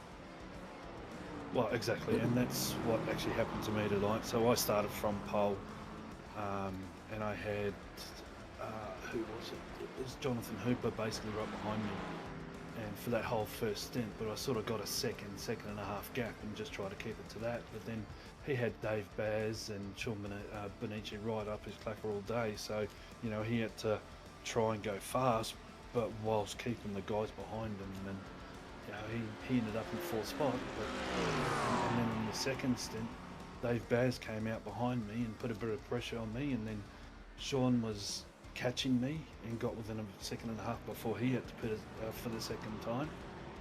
And then I just finally ended up having, for the last 4 laps, because that's when I put my second pit, I had about a 3.5 second gap. So I just played it safe and just carried on. But yeah, and then got a 1x in the last part as well, which I wasn't very happy with. But anyway. Yeah, don't you hate that when you've not missed a beat all night, you've not put a foot wrong, and then all of a sudden, 59 minutes in, or whatever the case may be, in that last 5% of the race, up go the potential of bonus points and smoke, mate. Talk to me through the process the next couple of weeks, because obviously you're still gonna. It doesn't matter whether you're in pro or pro-am at the moment. You're gonna have your work cut out for you, because the field is so deep and so competitive. Talk us through your thoughts on, you've already heard Adam Lavis with the spoiler alert, wet weather next week when we get to Silverstone, the home of the British Grand Prix, final 60-minute race of the season, and what's going to keep you busy aside from race control, because you've already covered that off for us, in the meantime between now and then. Well, next week Adam can just go jump in a creek for all I care, he's bringing water in, so, me and water don't mix, and that's both in real life and in sim. And it's Silverstone too, which is not one of my great tracks. So I think, what I can say to Brad is, he's had 1 week off, maybe have a second week off, and wrap up the championship the weekend after. But in saying that, Silverstone's not too bad. I don't actually quite like it. It's very hard on tyres, and luckily it's going to be a sprint round, or is it a 1 hour? 1 hour next week, yeah. Oh gosh, then tyres are going to come into play. Okay. It may be a sit-out week, I don't know. I think MX5 will just take too long to go through. Yeah, possibly. To be fair though, before we go and talk too much about the MX5, to be fair though, there'll be some interest next week if it is a full wet race, whether or not the wets will last the hour, the one set of them. But I guess at the other end of the ledger is, if we have a situation like what we had at Magny Core, mate, where you have that transition and you go from wet to dry or dry to wet, that crossover point, that makes all the difference as well, getting that right. Correct. Yeah. I mean, even Magny Core, I waited till a few others pitted, and then I pitted as well. Probably a lap maybe too late, but yeah, I mean, I know guys that pitted far too early as well in that, but it all depends what Adam puts up, or actually not what Adam puts up, what the server decides to do, and hopefully there's a risk of it being wet and it just is totally dry. Go and jump in a creek. I love it. That's sound advice for your GSRC colleague there. But I dare say that there'll be a few people sharing those sentiments this time next Monday night, Glenn. Poor old Adam makes a rod for his own back in those situations. But at the end of the day, he wouldn't be doing his job if he didn't set up the occasional challenging server for us. And at the end of the day, we spent, the better part of 4 years whinging, bitching, and moaning about the fact that we only ever had dry weather races. Now we've got that element of uncertainty, that poetic license, that leverage to be able to spice things up and vary it up. And at the end of the day, it adds to the degree of the difficulty of the challenge, and it tests you guys and your skill set, and it just goes to make our job more interesting, because we've got an awesome opportunity to talk about who is the master of all weather conditions, who shines in the wet, who shines in the dry, etc., and so forth. It's a great equalizer. Correct. I mean, that's the whole thing about the wet weather, isn't it? I mean, it doesn't matter what sport you play. That they just say, just add water, and okay. And some of them you say, just add water to get idiots. Instant idiot, just add water. Well, that's on the road. But in here, you're right. It is an equaliser, but there is some people that are good in the rain, and that's just not me. I mean, I did a couple of races for official races which were raining at Road America this week, and I leaked it a couple of times and took other people out, and had to say sorry real quick. But it's just one of those things that I'm not used to driving in the rain or with wet weather, and just don't like it. So never have, never will, and just maybe a week off. Maybe so, and then you can sit on and watch on from the outside, and either go out in sympathy with them or have a good chuckle at them. Either way, it doesn't really matter. The interesting thing for mine is, before we wrap up with regards to GT3, mate, obviously we look forward to the Nürburgring and Bathurst after that. I'm sure we'll get a chance to chat with you in the meantime. But apart from GT3, what's keeping you busy between now and next week? And also, obviously, when we look at the fact that the new term is only 6 weeks away, are you in the same thought process as Brad? Stick with what you've got, stick with what you know, or will you go and explore elsewhere and dabble and see if there's any improvement or performance enhancement to be had by changing cars? Okay, so with round 9 and round 10, looking forward to round 10, to be honest. I don't mind both tracks, just round 8.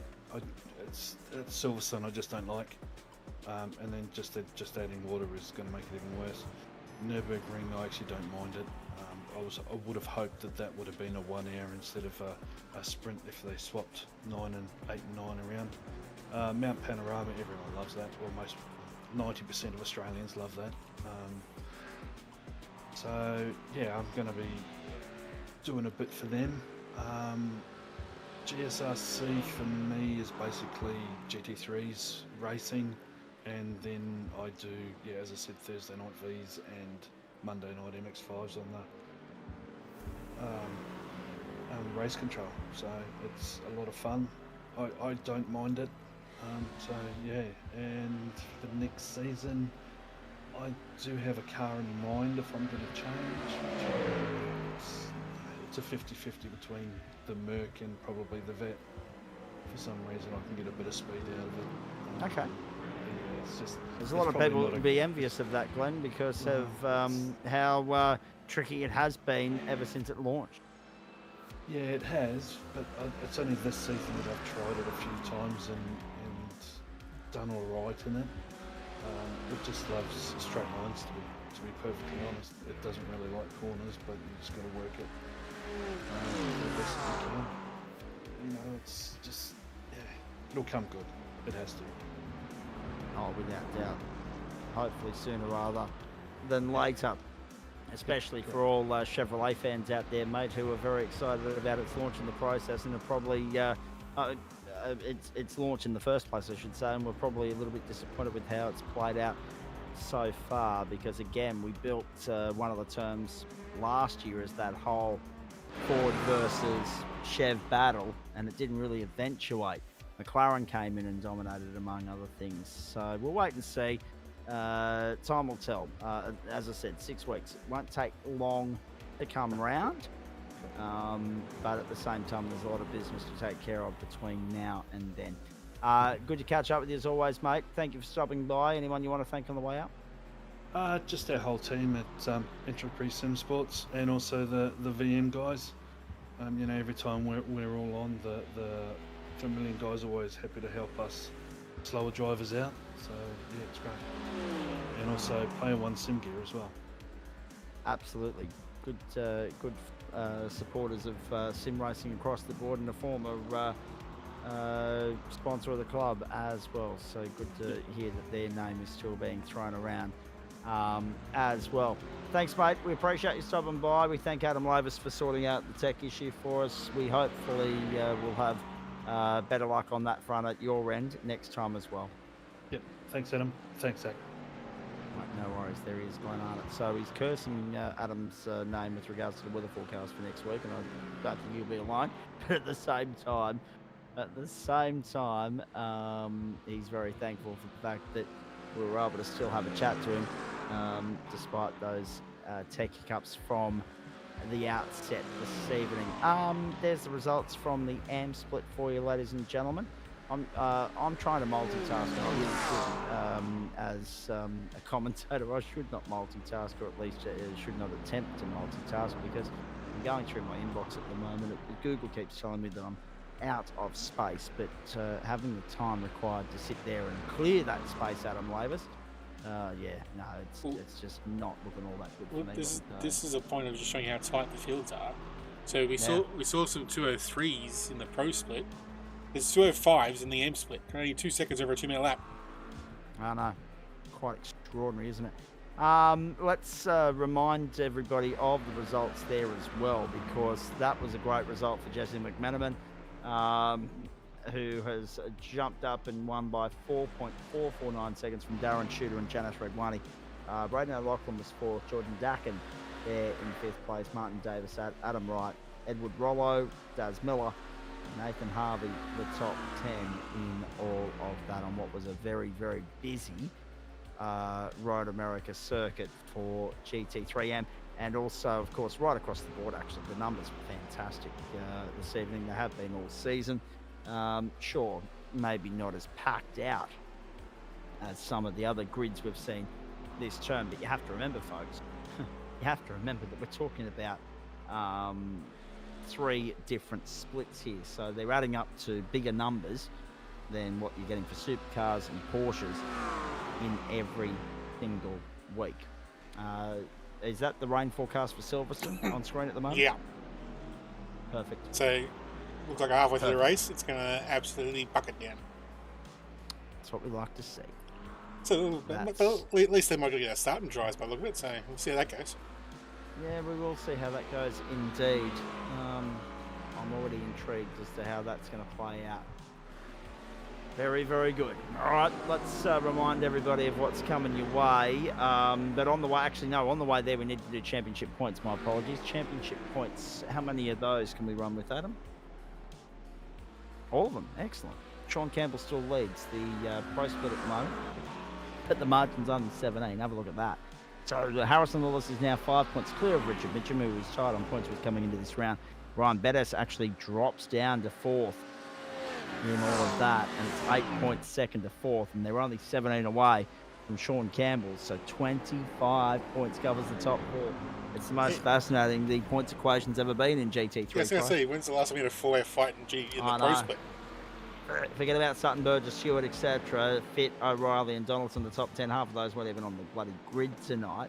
Some of them will be getting ready for Friday. We know that. 1, 2, 3, 4 Fords, 3 McLarens, a Porsche, Chev, and a BMW in the top 10 at the moment.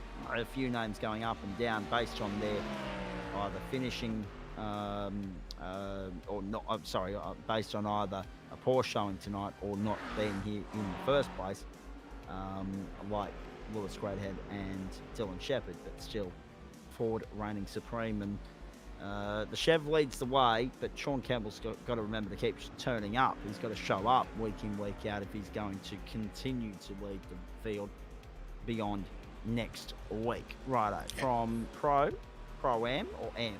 Pro. Yeah, is it? There we go. There it is, 36 points. Brad Coates to Bobby Camo. Interesting reading here as well, because 1, 2, 3, 4 McLarens, 3 Mercs, a Ferrari, a Bimmer, and an Acura. See, not so much love for the for McLaren or the Acura up in the Pro Split, but plenty of love for it here. Brad Coates 284 plates, Bobby Camo 248, Luke King 233, 202 for Dave Oliver and Paul Wood tied for 4th. Then Jeff Adams 198, 193 for Craig Bond. Not much in that, is there? So what's that? 91 points between 1st and 7th. Ben Goring is 8th. Sean Benici and Brad Bradbury make up the top 10. Interesting to note as well that unlike the Pro Split, all those guys turned up tonight to Road America. Very good showing indeed. 18 out of 20. Yeah, it's very good to see. 2 of them DNF. That's not so very good to see, but very good to see that the numbers are strong there in Pro-Am at the moment. What's interesting for mine, that tie for 4th, and once you get to Bobby Camo, and, forget about Brad Coates, he's in a different postcode at the moment, but only 46 points covers the next 4. Make it 50 covers the next 5. So that's well and truly alive. A battle for the minor placings at the moment in Pro-Am. As I lose the microphone off the desk. Jesus. Patrick Colonel on 263 plays Darren Shooter, 260, 229 for Martin Davis, 212 for Braden O'Loughlin, Daniel Page on 207, 186 for Janice Redwani, Martin Pedersen 173, Adam Wright 167, 166 for Joe Hargraves, and 152 for Tim Watson make up the top 10. Watson's been the quite achiever all season. They're really just notching up the results to remain somewhere in the top 10. 1, 2, 3, 4, 5, 6 McLarens, a Porsche, a Chev, a Ford, a Ferrari make up the top 10. So Ferrari in the top 10, that's good to see. 1 Ford, Martin Pedersen, we heard from him last week. Still minimal Chevy representation, but they've done enough to have a horse in the race there. 3 points 1st to 2nd, 17 3rd to 4th, and 5 from 4th to 5th, 13 from 6th to 7th, 6 from 7th to 8th, and 1. So that's, wow, that's 21 points covers 7th through 10th, and it's 7 points covering 7th and 9th. That's exciting, really exciting. Going into the back half of the term, the back 3 weeks, Revolution E-Racing, Brad Coates, Bobby Camo hold sway at the moment in the team bragging rights by a good margin to, 65 points over Ratbag Racing, Darren Shooter and Daniel Page. Whiskey Business, there we go. Have a look at Luke King and Sean Benici. And the first pro team isn't until 5th, and that's One Performance Racing, Ryan Bettison, tonight's retirement of Dylan Shepherd. So that makes for interesting reading for all the right reasons, Adam. Yeah, I think that's helping Coatsy and Camo out is that they're coming 1 and 2 in the program, so that makes the points for the championship in teams-wise much more in their favour. Whereas the other guys are a bit spread out, a bit more spread out in their respective splits. Indeed, they are. Very nicely done. I had a nice thank you message come through from Bondi as well with regards to letting him say some thank yous tonight, and also the fact that I was able to elaborate on the importance, the small things that make a big difference with regards to, sponsorship and the like as well. So thanks to Bondi for that. I gotta say, it's like doing the points is much easier on a single race night, and everyone's mostly in the right car, and there's hardly any penalties. It makes things a lot easier. Yep, absolutely. Although there have been some reallocations though. No reallocations. Just one new person in Pro-Am. That was all there was, and he's staying there. Oh, good, excellent. And I think Daniel Page was like right on the bubble, but like he was it's like, as I said, he's right on the line. So yeah, given he's fighting for the championship pretty evenly with say 3 points in it, there's no point taking him out just yet because there's line ball. So we'll say the line is in. Yeah, that's fair. Pay that for the moment. Thank you to you, Adam Lavis, for your efforts throughout the course of the evening. It's been good. Yeah, and that being said, but they'll most likely be in Pro-Am next season, given how far up he is. And also the other thing too is like with Coatsy, if he does able to clinch the title, at least then he won't be as harsh on him when he potentially goes back into Pro again. I like it. We're looking forward to seeing how the next 3 weeks play out. It's always the most fascinating time of the campaign. and all 3 championships still firmly on the line. Brad Coates just needs to make every post a winner in order to secure the title. It's looking pretty good for him at the moment. But that's what's coming your way. The Algarve International Circuit tomorrow night, a 3-race super sprint format, of course, for the Ferrari Challenge. That's Tuesday night Motorsport, 8:45 Eastern Standard Time. Again, 3-race super sprint format there.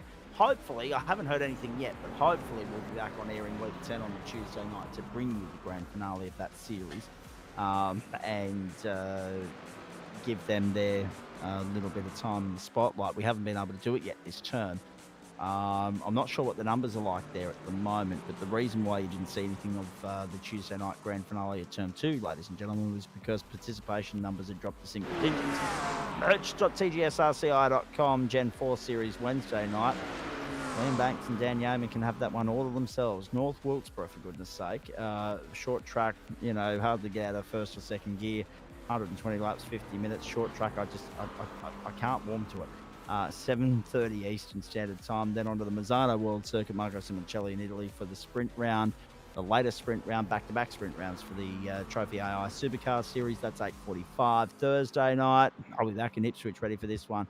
Circuit Zolder, the alternate configuration there. Circuit Zolder, 3 sprint races. Formula V getting things underway. Races 19, 20 and 21 of the campaign. Fascinating season so far. And Zolder will throw up some good action too, no doubt about that. 7:30 Eastern, join Matt Schmidtke and I for that. And stay with us as we return to Road America then for Pantech Industries Porsche Cup. 40 minutes to journey on that occasion, so 2/3 of tonight's race distance. That's from 8:45 Eastern Standard Time. Friday night, whilst I'm off commentating the GT Pro Invitational Series, Greg Heaney and Joe Baldwin will look after our Friday night open wheel double header for you. Although we need to put a broadcast icon in that box there, Adam, if you can. Let everybody know that it is on air. Circuit Zolder GP venue configuration, 2 sprint races in Belgium for GSRC Formula Ford, 7:30 Eastern Standard Time. Then onto the Motorland Aragon, which was the winner of the circuit vote that the drivers had to choose from for the 7th round, races 13 and 14 of the Super Formula campaign. There it is. Well played, sir. With thanks to Sprite Insider. It's Wings and Sleeps Friday Night Motorsport. 2 sprint races, 8:45 Eastern Standard Time. Friday night, they will spin the wheel to determine car and track combination for Saturday night's Wheelie Spins Oz Tour. 200 kilometres of journey there. The start time, 8 p.m. Eastern. And next week, very excited about Willow Springs and the MX5s. I'm not sure Glenn Arnott is based on what he was just saying, but I am. That is going to be bloody fantastic. We're off to Willow Springs. We hope you can join us for that.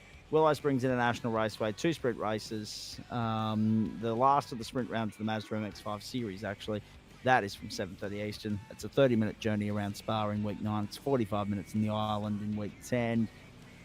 And then on to the Silverstone Circuit, where we're expecting it to properly chuck it down. But just when the rain arrives is what remains to be seen. GT3 Pro, Waste Options GT3 Series. Silverstone, the venue. Race 11 of 14. Round 8 of 10. 8:30 Eastern Standard Time. We do it with thanks to Waste Options, Trophy AI, Pantech Industries, Sprite and Cider, of course, the great people at merch.tgsrci.com and Flash Graphics. And speaking of merch.tgsrci.com, that's where you go for all your GSRC paraphernalia in the lead up to, among other things, Father's Day. Which reminds me, I've got Dad's Father's Day card to write on here before I go tomorrow morning. I might do that once we get off air, so that I don't have to pay postage and handling. Yes, I am that stingy. So merch.tgsrci.com, GSRC merch.myshopify.com for all your GSRC merch paraphernalia, stubby coolers, stubby like bottle openers, shirts, hoodies, etc. You name it, the merch store has it. Has Starkey got any more of those light bars to sell? I'm not sure. I think he's going to be putting them on the shop, so possibly. Okay. Keep an eye out for that as well. I've got to try and get my hands on one of them, but I haven't been into the bloody shop for a while. I've had too much else going on, so that'll be something on the to-do list for me later in the week when I get back to Ipswich. I hope you enjoyed it at home, ladies and gentlemen. If you want to get out there on track and get amongst the action and be a part of what we do here on the platforms of the Gentleman Sim Racing Club, simply go to race.tgsrci.com GT3.com. Been a big weekend, huge weekend. The voice box is struggling. The energy tank has been zapped. I'm going to go and get some shut-eye, then commence the journey back to Ipswich tomorrow. Well done to the Aussies again in the cricket, in the rugby union, and also, of course, the basketball. We say Varley Bob Simpson, of course, the Australian Test captain and former player and former coach of the Australian cricket team, passed away on Saturday at the age of 89. A very good innings, much like his time involved in the game of cricket. We send our well wishes to everybody doing it tough as a result of his passing, feeling that loss. He's passed colleagues, players, mates, friends, family, etc. It was sad news to reach our desk on Saturday morning. And well done, of course, to the Australians in the FIBA Asia Cup basketball, winning that for the first consecutive time. So it's been a very good weekend on the Australian sporting front, with the exception of the passing of Bob Simpson.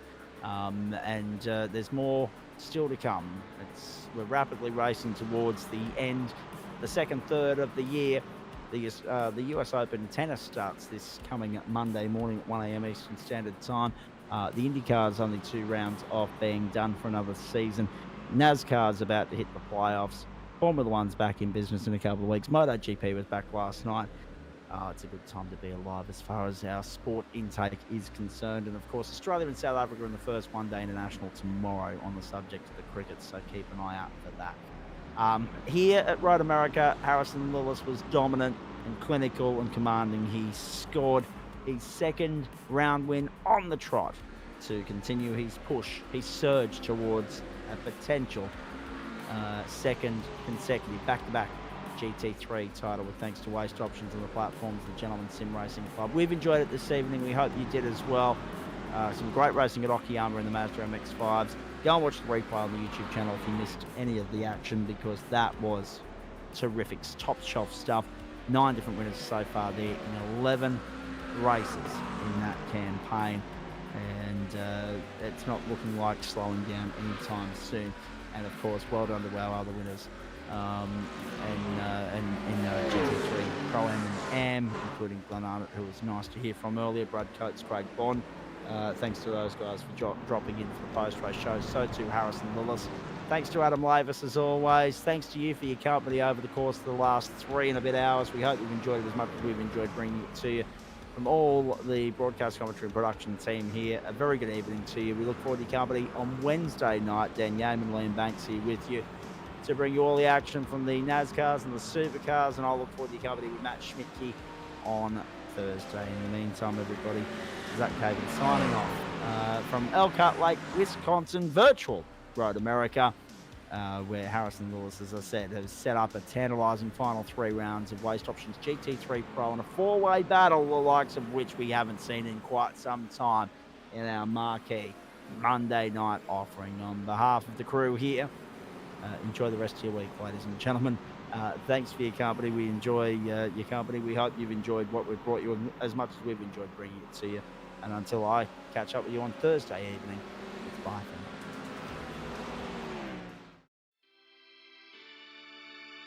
now.